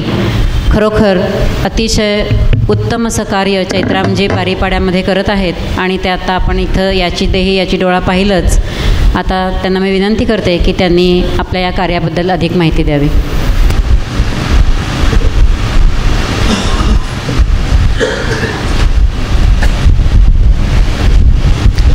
सगळ्यांना राम राम.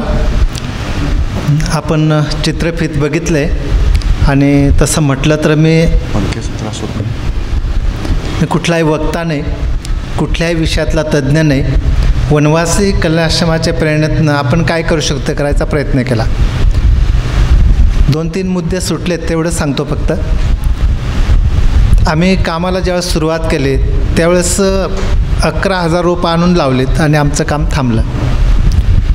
आजूबाजूच्या काही राजकीय लोकांनी पण त्याला विरोध केला की अरे हे तुमचं काम नाही, यासाठी वन विभाग स्वतंत्र आहे, तुम्ही कशाला वेळ खर्च करता. मला असं वाटतं की आज बरोबर ते उलट घडतं आहे. आज सरकार म्हणतं आहे की तुम्ही एवढे 1000 वृक्ष लावा, 1 कोटी 2 कोटी 5 कोटी. कदाचित असं म्हणायला अडचण येणार नाही की ह्या सगळ्या विचार करणाऱ्या संस्था संघटना त्याच्यापेक्षा आपण 30 वर्षांनी पुढे आहोत. आपण जी सुरुवात केली ते आत्ता सगळीकडे चाललं आहे. आमचं छोटंसं गाव पण व्यसनाधीनता, शेती नाही, आरोग्याची सुविधा नाही, गावात रस्ता नाही, हे संघटित केल्याशिवाय आपण काम नाही करू शकत. त्यावेळेस संघटन करण्यासाठी काय करता येईल म्हणून आम्ही वनवासी कल्याणाश्रमाशी पहिल्यांदा संपर्क आला. 91मध्ये माझ्या आयुष्यातला तो टर्निंग पॉईंट. मी त्या संस्थेशी जोडलं गेलो. नंतर मला संघ आणि कल्याणाश्रम कळालं. त्याच्या आधी संघ काय कल्याणाश्रम काय माहीत नव्हतं. गाव एकत्र येत नव्हतं. आम्ही बराच प्रयत्न केला. मग लक्षात आलं की वनवासी कल्याणाश्रमाकडे एक TV आहे, कलर TV. त्यावेळेस 91-92मध्ये कल्याणाश्रमाला कोणतरी डोनेशन दिलं असेल, त्यातनं 2 राजदूत बाईक आणि 1 कलर TV घेतला होता. आणि कल्याणाश्रमाच्या माध्यमातून रामायणची सिरियल दाखवायची असा विषय केला. आम्ही तो TV घ्यायला गेलो 4 जणं. तो TV आणता येत नव्हता कारण बैलगाडीचाही रस्ता नव्हता. आम्ही एका बल्लीला तो TV कापडात बांधला आणि डोली करून गावापर्यंत आणला. आणल्यानंतर पहिल्या दिवशीच TV सुरू केला. दुसऱ्या दिवशी कारण त्या 28 कॅसेट ज्या सिरियलच्या होत्या तर रोज 2 दाखवायच्या. तर आमच्याकडे व्यसनाचं प्रमाण खूप आहे. समोर गर्दी करणारे खूप यायला लागलेत की आम्हाला चित्र दिसत नाही, आम्हाला ऐकायलाच येत नाही. कारण एका TV समोर 700, 800, 1000 लोक बसलेले असायचे. कसा आवाज जाणार. आणि जे पिणारे होते व्यसनाने त्यांची गर्दी. मग गावातल्या 3-4 म्हणजे राजू पवार जे दिलीप भाऊ बसलेत त्यांचे वडील, बाबूराव पवार, भटू चौधरी, ह्या 3-4 जणांनी असं ठरवलं की जेवढे पिणारे टीम आहे ना त्यांना आपण TVच्या समोर जागा देऊया. आणि आम्ही तो प्रयोग केला. TVच्या समोर बसवलं. ते सकाळी उठून घरी गेलेत. लोकांना नीट ऐकायला तर यायला लागलं, चित्र दिसायला लागलेत. लक्षात आलं की अरे हे 4 जणं आपल्या गावाशी जोडले जाऊ शकतात, आपल्या गावासाठी काहीतरी करू शकतात. संघटित करण्यासाठीचा प्रयत्न. मग आम्ही एक सहल काढली. कुठनं तरी थोडा पैसा मिळवला. एक बोलेरो गाडी केली. त्याच्यात आम्ही म्हटलं की जे वयस्कर आहेत त्यांना आपण TVच्या पुढच्या सीटवर गाडीच्या पुढच्या सीटवर बसूया. तर तरुण मंडळ होते पुढे जाऊन बसले. मग थोडासा विचार केला आणि सगळ्यांनी असं ठरवलं की जो पुढच्या सीटवर बसेल गाडीच्या त्याने टोल भरायचा. जो पुढच्या सीटवर असेल त्यांनी सगळ्यांना चहा द्यायचा. येताना सगळेजण मागच्या सीटवर यायचे. म्हणजे असे वेगवेगळे प्रयोग करून गावाला संघटित झाल्याशिवाय सगळं शक्य नव्हतं. आणि किती क्षेत्रावर आम्ही काम करतो हे पण आम्हाला माहीत नव्हतं. ज्यावेळेस ते मोजलं त्यावेळेस ते 1100 एकरचं भरलं. आणि तुळजापूरला जे टीचची शाखा आहे, तुळजापूरचे विद्यार्थी यायला लागलेत बारीपाड्यात. गेली 7 वर्षापासून दरवर्षी येतात ते महिन्याभरासाठी. आधी तर ते त्यांच्या विचारधारेप्रमाणे त्यांनी कल्याणाश्रमला संघाला शिव्या दिल्यात, पण आता सातत्य जोडलं गेलं. गेल्या वर्षी त्यांना आम्ही असं म्हटलं की आम्ही जे पर्यावरण खूप व्यापक शब्द आहे, पण पर्यावरणामधलं आपण 5 बिंदूवर काम करतो. जंगल, जल, जमीन, जन आणि पशुधन. हे शाश्वत आहेत. याच्याशिवाय वेगळं काही नाही. माणसाला सुखी व्हायचं असेल तर याच्यावर काम करावंच लागेल. त्यांना आम्ही असं म्हटलं की आमच्या जंगलाची किंमत काढू शकता का. ते म्हणे की ठीक आहे, आम्ही फॉरेस्ट्रीचे विद्यार्थी होतो, दोघं, एक केरळमधलं होता आणि एक पंजाबचा. त्यांनी प्रयत्न केला. त्या 1100 एकरची किंमत जवळपास 3000 कोटीची. ते म्हटलं की इथपर्यंत आम्ही किंमत काढली. त्याचा आपण बॉटॅनिकल सर्वे केला. 432 प्रजाती बघायला मिळतात आपल्या त्या जंगलामध्ये. त्यातनं वनभाजीमध्ये 110 वनभाज्यांचे प्रकार आहेत. त्यांना आम्ही असं म्हटलं की ठीक आहे, या जंगलाची किंमत जर 3000 कोटी असेल तर तुम्ही याच्यात ऑक्सिजन पण ॲड करा, ते किती होईल ते बघा. त्यानंतर त्यांच्यासमोर असा एक विषय ठेवला की आता कार्बन उत्सर्जनचा विषय एक येतो आहे, कार्बन क्रेडिटचा, ते पण तुम्ही ॲड करा, मग आमच्या जंगलाची किंमत काढा. ते म्हणे की आम्हाला 2-3 वर्ष लागतील, मग आम्ही करून देतो. म्हणजे गाव संघटित झालं पर्यावरणातला एक बिंदू घेऊन, तर एवढं मोठं काम होऊ शकतं. जे 44 गावं जे आपण घेतलेत, ते 44 गावं मिळून 11,200 हेक्टर वनक्षेत्रावर वनवासी कल्याणाश्रमाच्या प्रेरणेतनं काम चाललं आहे. हे शाश्वत विकासामधला खूप महत्त्वाचा टप्पा आहे. परिवर्तनमध्ये आम्ही बघतो की 35 वर्ष झाली या कामाला. मागे वळून बघताना काय दिसतं, तर एक गाव संघटित झालं तर चांगल्या पद्धतीनं वनसंवर्धन करू शकतं. पाण्याचा आम्ही 5 गावांना पाणी पुरवठा करतो प्यायचं, की जे आधी गावाला बाहेरून यायचं. जोपर्यंत गावातलं विस्थापन थांबत नाही तोपर्यंत आपण काहीच काम करू शकत नाही. आणि ते विस्थापन थांबवण्यासाठी आपल्याला पर्यावरणाचा आधार घेता येईल का, असा विषय केला. एक खूप चांगली घटना घडली. 5 डिसेंबर 2017ला परमपूजनीय सरसंघचालक डॉक्टर मोहनजी भागवत बारीपाड्यात आले. दिवसभर थांबलेत आणि डिसेंबर महिना होता, तरी पण रिपरिप पाऊस होता. लोकांना वाटलं की येणार नाही, पाऊस पडतोय, कसं होईल. पण सरसंघचालक पोचलेत. संताप 6 तास थांबलेत आणि त्यांनी एक उल्लेख केला की मी जगात जिथं कुठं प्रवास असेल तिथं पर्यावरणावर आधारित कसं जगावं हे बारीपाड्याचं उदाहरण देत राहील. मला वाटतं बारीपाड्यासाठी खूप महत्त्वाची घटना घडली आणि बारीपाड्याने लगेच विषय सुरू केला की आपण बारीपाडा हितचिंतक बैठक करू शकतो का. आणि तेव्हापासून आम्ही सातत्याने एक 100 तरुणांना एकत्र करून दर त्रैमासिक बैठक घेतो. त्या बैठकीमध्ये प्रांतप्रचारक, कल्याणाश्रमाचे संघटन मंत्री यांची वेळ घेऊन ते बैठक करतो. आपल्या गावासाठी आपण काय करू शकतो हे स्थानिक नेतृत्व विकसित करणं, असा तो एक चांगला विषय जोडला गेला आहे. याला जोडून आपले ज्येष्ठ कार्यकर्ते गिरीशजी कुबेर कल्याणाश्रमाचे हितरक्षाचे प्रमुख होते, आता ते पालक म्हणून काम करतात. त्यांनी केंद्र सरकारकडे एक प्रस्ताव ठेवला की प्रत्येक जिल्ह्याला कृषी विज्ञान केंद्र आहेत.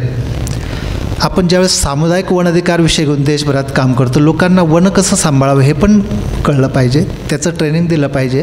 म्हणून त्यांनी कृषी विज्ञान केंद्राच्या बेसवर वनांचल विज्ञान केंद्र व्हावेत देशभरात, असा प्रस्ताव ठेवला होता.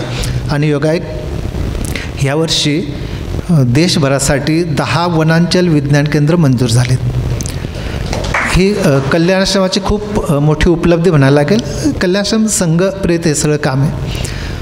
त्यातलं पहिलं एक वनधन केंद्र, वन विज्ञान केंद्र हे बारीपाड्याला येतं आहे. वर्षभरात त्याची प्रोसेस पूर्ण होईल. म्हणजे आपण ज्या ज्या गावांमध्ये हे काम करतो ना, हे शाश्वत कसं होईल. आणि पर्यावरणातला एक महत्त्वाचा बिंदू आहे की पर्यावरणाशिवाय आपण जगू नाही शकणार. कारण हे 5 बिंदू जे आहेत, जंगल, जल, जमीन, जन आणि पशुधन, हे जर नष्ट झाले, हे यातनं 2 बिंदू जरी कमी झाले तरी खूप मोठा प्रश्न आहे. कदाचित हे संघाने पण आता याच्यात जो 5वा बिंदू घेतला आहे पर्यावरण गतिविधी, हा खूप महत्त्वाचं पाऊल आहे. आणि मला वाटतं की हे सांघिक काम आहे, संघटित काम आहे, हे आपण सातत्याने पुढे नेऊया असं मला वाटतं. या संबंधित काही प्रश्न असतील, काही सूचना असतील तरी आपण याच्यावर थोडं बोलूया.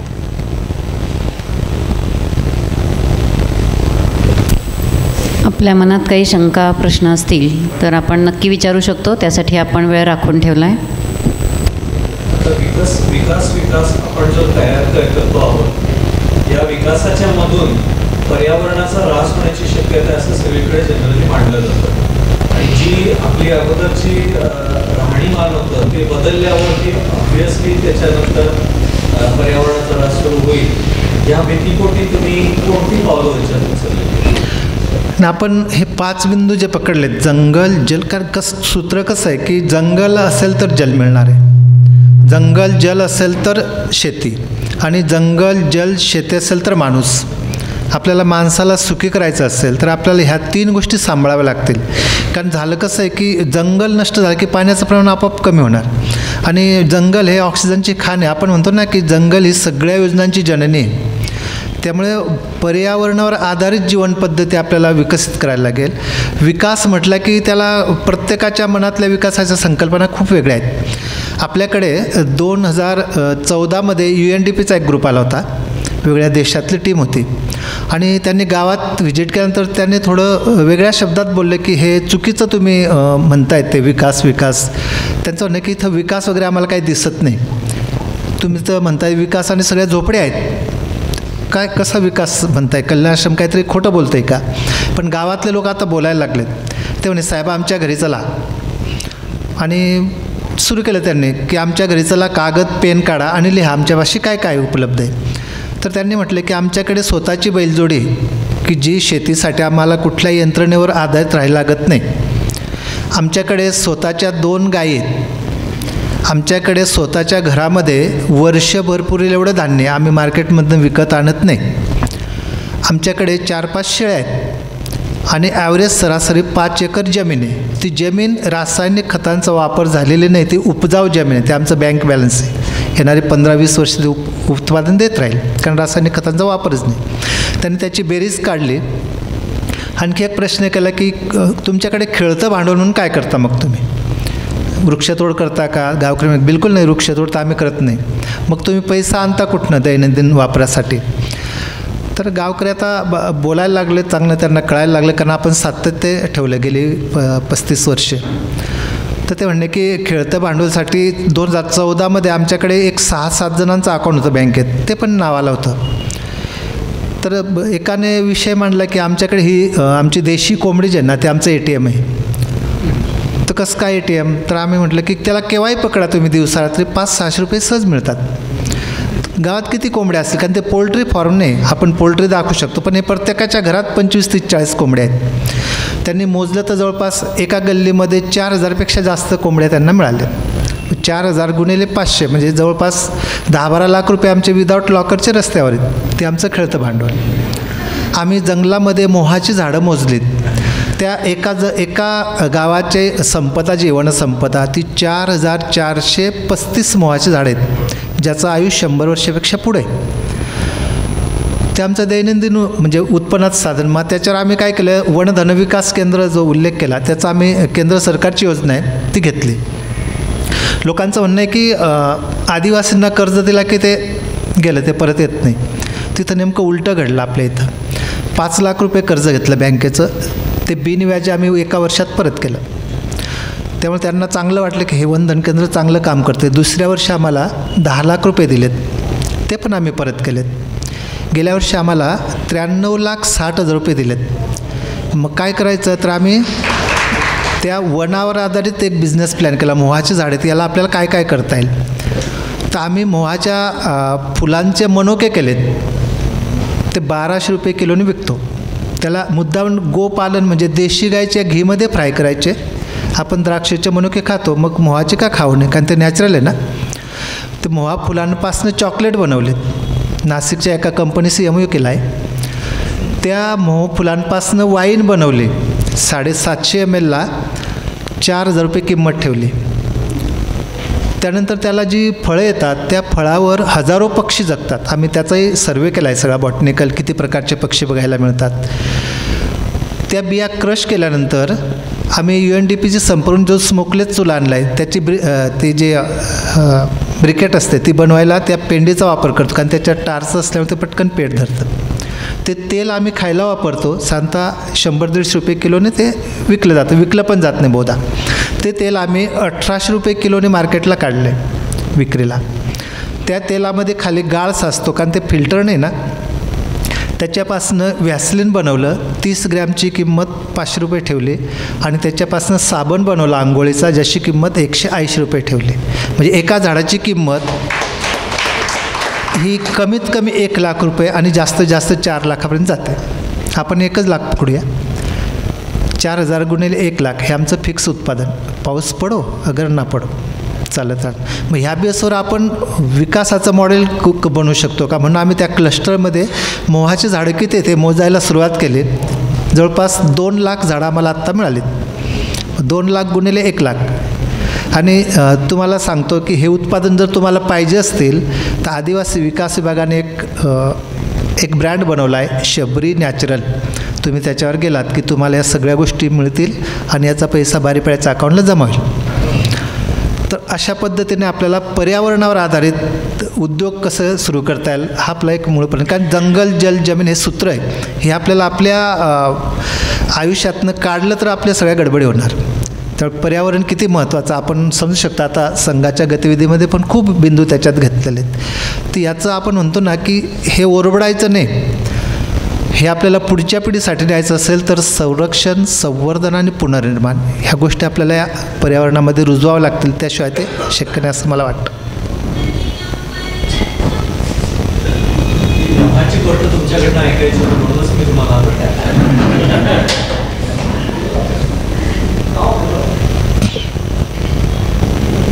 नमस्कार. मला अशी माहिती मिळाली की हे बारीपाड्याचा महाबिंदू जो आहे रानभाज्या त्याविषयी थोडी आपण जास्त माहिती सांगावी. त्याचा औषधी उपयोग म्हणा किंवा आमच्या दैनंदिन कामासाठी उपयोग असतो. आपण वनभाजी स्पर्धा ही संकल्पना करिता आपल्याने त्या बँकॉकमध्ये आम्ही पुरस्कार घेऊन 2003ला परत आलो. तेव्हा तिथं आम्हाला एक प्रोफेसर भेटलेत, प्रोफेसर अनिल गुप्ता म्हणून. ते गुजरात आनंदला ते प्रोफेसर आणि त्यांची सृष्टी नावाची एक संस्था आहे. त्यांच्या माध्यमातून आम्ही बँकॉकला आमची भेट झाली. ते म्हणे की माझा एक विद्यार्थी मी बारीपाड्यात पाठवेल. त्यावेळेस संघाने सगळ्या बाजूने चेक केलं की तो विद्यार्थी पिणारा तर नाही ना, वेगवेगळे व्यसनाधीनता जर असेल तर गावाला खराब करेल. ही सगळी चाचपणी करून त्याला बारीपाड्यात यायची परमिशन दिली. 3 महिन्यानंतर त्याच्या लक्षात आलं की इथल्या महिलांमध्ये परंपरागत ज्ञान खूप आहे, हे जतन करता येईल का, असा म्हणून वनभाजी स्पर्धेचा जन्म बारीपाड्यात 2004मध्ये झाला. आपला मूळ उद्देश हे पुढच्या पिढीसाठी जावं, महिलांकडनं तो ज्ञान आपल्याला संकलित रायटिंगमध्ये घेता येईल का, असा तो विषय सगळा होता. बघता बघता गेल्या वर्षी आपल्याला 20 वर्ष पूर्ण झालीत त्या रानभाजी महोत्सवाला. आपण 1 किलो भाजी पण विकत नाही, कारण विक्री केली की त्याचं रिप्लांटेशन कोण करेल, आपण तर फक्त विकणार. याचा विचार करून हा संघाचे विचारधारा आहे सगळे. तर 155 प्रजाती मिळतात भाज्यांच्या तिथं. ह्या सगळ्यांना आपण पुढे जाऊन सोलर ड्रायमध्ये ड्राय करून विकू शकतो का, असा एक मुद्दा येईल. आणि या वर्षाची वनभाजी स्पर्धा 28 सप्टेंबरला आहे. 60 गावातून 616 भगिनीने नाव नोंदणी केलेले आहे. 200 रुपये प्रवेश शुल्क आहे आणि तो मोठी स्पर्धा व्हायला लागली. ती व्यापकता यावर्षी अतुलजी लिमिया जे आपले आहेत सहसरकार, त्यांना आपण प्रमुख वक्ता म्हणून बोलवलेले, ते येणार आहेत. अहिल्यानगरला फार्मसी कॉलेज आहे, तिथले प्रिन्सिपल पांडे सर गेले 15 दिवसापूर्वी आले होते. त्यांच्याकडे एक जबाबदारी केंद्र सरकारने बहुधा दिली की वन औषधी निर्मितीचं एक युनिट सुरू करावं. तर त्यांनी 2 गावं निवडली. ते एक नांदेड जिल्ह्यामध्ये किनवट जे किनवटचं धानोरा गाव आहे आणि एक बारीपाडा आहे. मला वाटतं की ते 6 महिन्यात ती प्रोसेस पूर्ण होईल आणि याच्यापासून वन औषधी कच्च्या न विकता, म्हणजे त्याला रॉ न विकता आपण प्रोसेस करून मार्केटला नेऊ शकतो का, म्हणजे तरुणांना रोजगार पण मिळेल आणि तिथल्या ज्या वनौषधी त्याचं व्हॅल्यू पण कसं वाढवता येईल असं म्हणून या वनभाज्या आणि अन्य ज्या औषधी आहेत त्याचं आपण एक युनिट आता त्याचं सुरू करणार आहोत.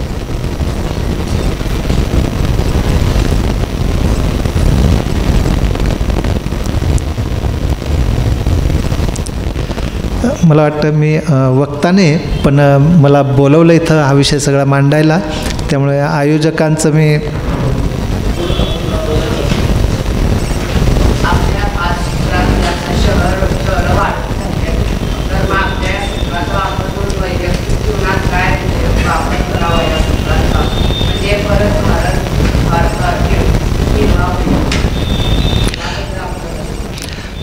मला कितपत उत्तर देताल माहीत नाही, पण आम्ही असं म्हणतो की विकास नेमका विकास कशाला म्हणायचा. विकासासाठी खूप जण म्हणजे सगळ्या गोष्टी आवश्यक असतात, पण पैसे कमवण्यासाठी खूप तरुण डिप्रेशनमध्ये जायला लागलेत. पैसा कसा मिळेल. आपण कमीत कमी आपल्या संसाधनांमध्ये जगू शकतो का, ही विचारधारा कदाचित पुढे यायची गरज आहे. तर आपल्यापाशी जे काय, म्हणजे आम्ही उदाहरणार्थ मोहाचं केलं आहे तसं जांभळाचं होऊ शकतं का, तसं आंब्याचं होऊ शकतं का. म्हणजे स्थानिक संसाधनांना आपण जर प्राधान्य दिलं तर शहराकडे येणारा जो लोंढा आहे तो कमी होईल की काय. तो कमी करण्यासाठी ही सगळी संसाधनं विकसित करायला लागतील.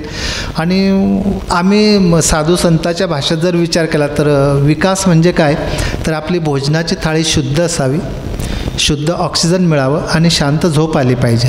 कारण शहराकडे जाणारा माणूस कुठल्या अपेक्षेने जातो आपल्या माहिती आहे. म्हणजे पैसा पण हवा आहे, गाडी पण हवी आहे, सगळ्या गोष्टी हव्या आहेत, पण त्याचं प्रमाण किती असलं पाहिजे हा एक विषय आहे. त्यामुळे ह्या पंचसूत्री जे संघाने सुरू केले याच्या आधारावर आपण काही तरुणांना लोकल लेवलला प्रक्रिया उद्योगात जोडू शकतो का. म्हणजे आम्ही जसं वनौषध विषय चालला आहे, आम्ही असं म्हणतो की स्ट्रॉबेरी विकण्याऐवजी स्ट्रॉबेरी पावडर फॉर्ममध्ये नेली तर त्याची किंमत अधिक लोकांना मिळू शकेल. आम्ही मिलेट्सचा विषय करतो. मिलेट्स सरकारने तर घोषणा केली, पण प्रत्यक्ष ती कशी आणता येईल. तर ह्या शबरी नॅचरलमध्ये तुम्हाला मिलेट्स बुक करायचे असेल ते 300 रुपये किलो आम्ही त्याचा रेट ठेवला आहे.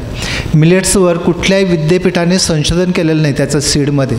म्हणजे मिलेट्स मी काय म्हणतो की आपण गुगलवर गेलो की ज्वारी, बाजरी, राजगिरा हे सगळं येतं, पण जे ओरिजिनल तृणधान्य म्हणतो, जे भगरीचे व्हरायटी आहेत, सावा, वरी, बरटी, ही कुठंच दिसत नाही. आणि हे शेकडो वर्षे जुनं आपली परंपरा आहे. कधी आता भादला नावाची व्हरायटी की ज्याला 100 वर्षे किडच लागत नाही, खराब होत नाही, त्याचा वरचा कवर काढल्यानंतर ते खराब होतं. अशा व्हरायटी आपण जतन करणं, याला मार्केट लिंकसाठी तरुणांना आपण जोडू शकतो का. कारण ही एक शुद्ध आहाराची गरज पण आहे. तर याच्यावर आधारित छोटे छोटे रोजगारसाठी आपल्याला छोटे प्रक्रिया उद्योग जोडायला लागतील आणि त्याचा विस्तार किंवा त्याचं जाळं कसं उभारू असं करता येईल का, असं मला वाटतं.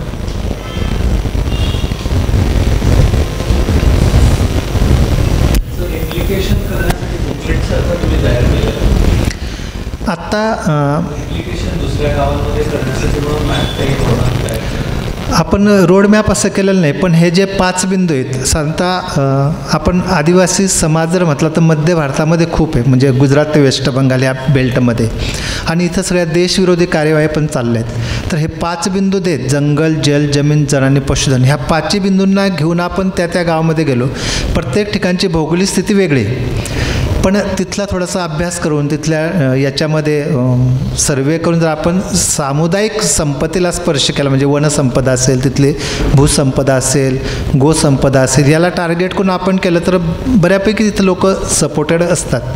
म्हणजे आम्ही असं म्हणतो की गडचिरोली आपण नक्षलाईट किंवा मागास जिल्हा म्हणतो, पण आपण एक वेगळ्या अँगलने बघितला तर लक्षात काय येतं की तिथं वनसंपदा खूप आहे. वनसंपदा असल्यामुळे तिथला जलस्तर चांगला आहे. ह्या 2 गोष्टी असल्यामुळे तिथली शेती विकसित नाही, पण परंपरागत शेती ज्याला म्हणतो आपण ऑर्गॅनिक शेती, तिचं प्रमाण खूप चांगलं आहे. आणि तिथं गोधन पण खूप आहे. म्हणजे संध्याकाळच्या वेळेस आपण बाईकने छोट्या गावांमध्ये जाऊ शकत नाही, कारण रस्त्याने गायींची संख्या खूप मोठ्या प्रमाणात आहे. आणि तिथला जो व्यक्ती आहे तो त्याला आपण कुपोषित म्हणतो, पण तो काटक शरीर आहे त्याच्या डोक्यावर 50 किलोची बॅग ठेवली तर तो 2 किलोमीटर नेऊ शकतो. मला वाटतं ह्या 4-5 गोष्टी खूप चांगल्या आहेत. कदाचित देशाला काही जगाला याची गरज भासेल 15-20 वर्षानंतर. आपण विकासाच्या नावाखाली सगळं जे संपवतो आहे ना, तर हे जैवविविधतेचा हा महत्त्वाचा मुद्दा त्याला येऊ शकतो. तर रोडमॅप बनवण्यापेक्षा आपण काही गावं निश्चित केलेत आणि त्या क्लस्टरमध्ये जर आपण काही विषयाला स्पर्श केला तर मला वाटतं याच्यावर आधारित विचार, म्हणजे आपण काय म्हणतो की सोच बदलो बाकी सब बदल जाएगा. थोडी विचार बदलायची गरज आहे, आणि विचार बदललेत की आपल्या गरजा कमी करून आपण पुढे कसं जाऊ शकू, असा आपला सगळा प्रयत्न चालला आहे. कसं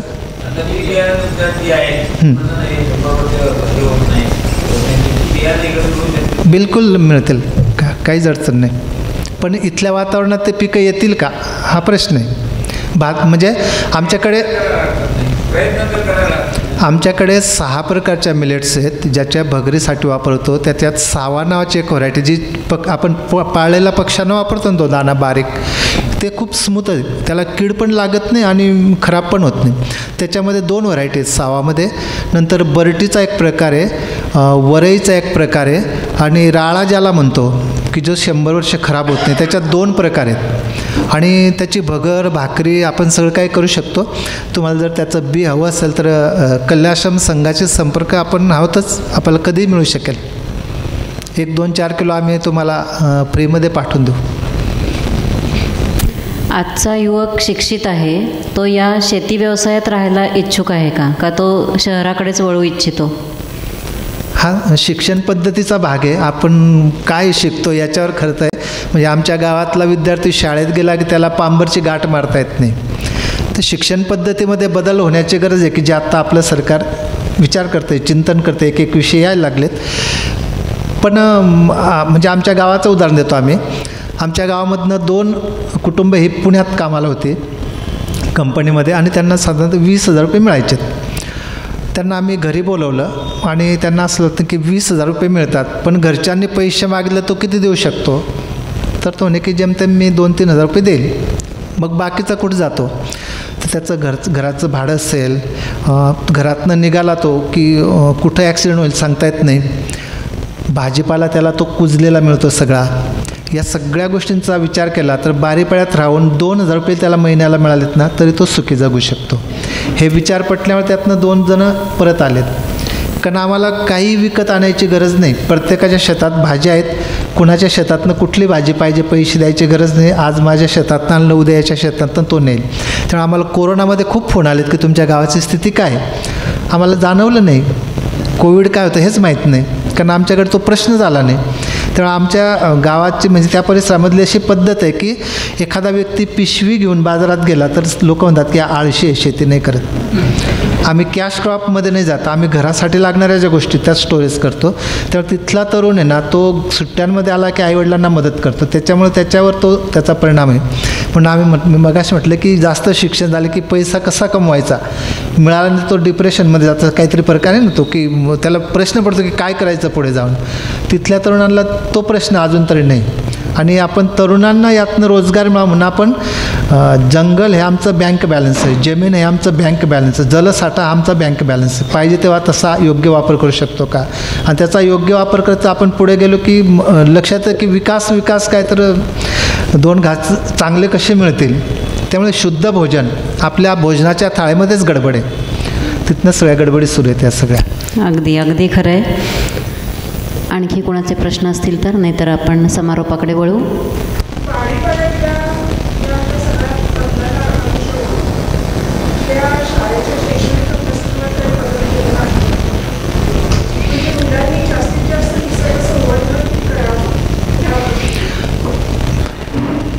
मी त्या चित्रफितमध्ये बोललो की आम्ही शिक्षकांना दंड केला तेव्हा तिथली शाळा सुरू झाली. आणि आम्ही दरवर्षी दिवाळीच्या सुट्टीमध्ये बाहेरगावी शिकणाऱ्या विद्यार्थ्यांना एकत्र करतो आणि सहल असते. त्यातनं आम्हाला 432 प्रजाती ज्या मिळाल्या, तर आम्ही बॉटॅनिकल सर्वे केला त्या पोरांची मदत घेऊन. ते सगळे वृक्ष मिळाले, 48 प्रकारचे पक्षी मिळाले, कीटकांचे प्रकार आहेत, आम्ही सगळे त्याची नोंद करतो. आणि दरवर्षी आम्ही त्या पर्यावरणाला जोडून हा सगळा विषय असतो. म्हणजे शालेय शिक्षणाचा भाग नाही हा, वेगळा आहे, पण आम्ही गाव म्हणून ते करत असतो. आम्ही वेगळ्या शाळांवर स्पर्धा घेतो. शाळेला विनंती करायची 2 दिवस शाळेला सुट्टी, शनिवार रविवार, पोरं घरी जातात. त्याचा आम्ही एक फॉर्मॅट बनवला आहे की तुम्ही झाडांची नावं शोधून आणायची. मग ते क्रमांक, ते झाड वेलवर्गीय की वृक्ष आहे, त्या झाडाचं औषधी गुणधर्म काय आहे, आणि आपण ही माहिती आजी आजोबा काका काकू कोणाकडनं घेतली ही पण माहिती लिहायची. असं चार्ट बनवला आहे. एका विद्यार्थिनीने 7वीची विद्यार्थिनी होती, तिने 455 नावं लिहून आणली होती. ते आम्ही अजून ठेवलेलं आहे, म्हणजे आमच्याकडे ते फाईल आम्ही ठेवले, स्टोरेज करतो आम्ही काय काय घडलं. ते शाळेत स्पर्धाच घेतली होती आपण.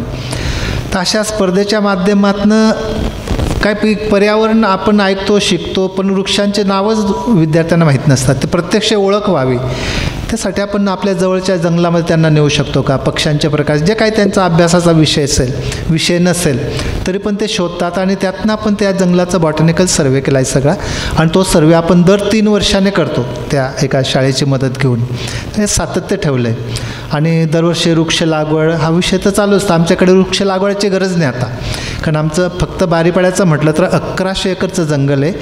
त्याच्यामध्ये 432 प्रजाती आहेत. त्याच्यात विद्यार्थ्यांचा मोठा सहभाग आहे शोधण्यामध्ये. आणि झाडांची संख्या आम्ही मोजायचा प्रयत्न केला तर जवळपास 80 लाखापेक्षा जास्त वृक्ष तिथं उभे राहिलेत. म्हणजे सूर्यप्रकाश त्या जंगलात येत नाही, सूर्यप्रकाश बिलकुल येत नाही, एवढं ते दाट झालेलं. ज्या कामाच्या सुरुवातीच्या काळापासून तुम्ही ज्या अनुभव घेतला असेल त्याच्यामध्ये आपण असं म्हणतो ना की आदिवासी भागांमध्ये मतांतराचं प्रमाण अनेक वर्षापासून आहे. पूर्वांचलामध्ये आहे तसं महाराष्ट्रामध्ये पण आहे.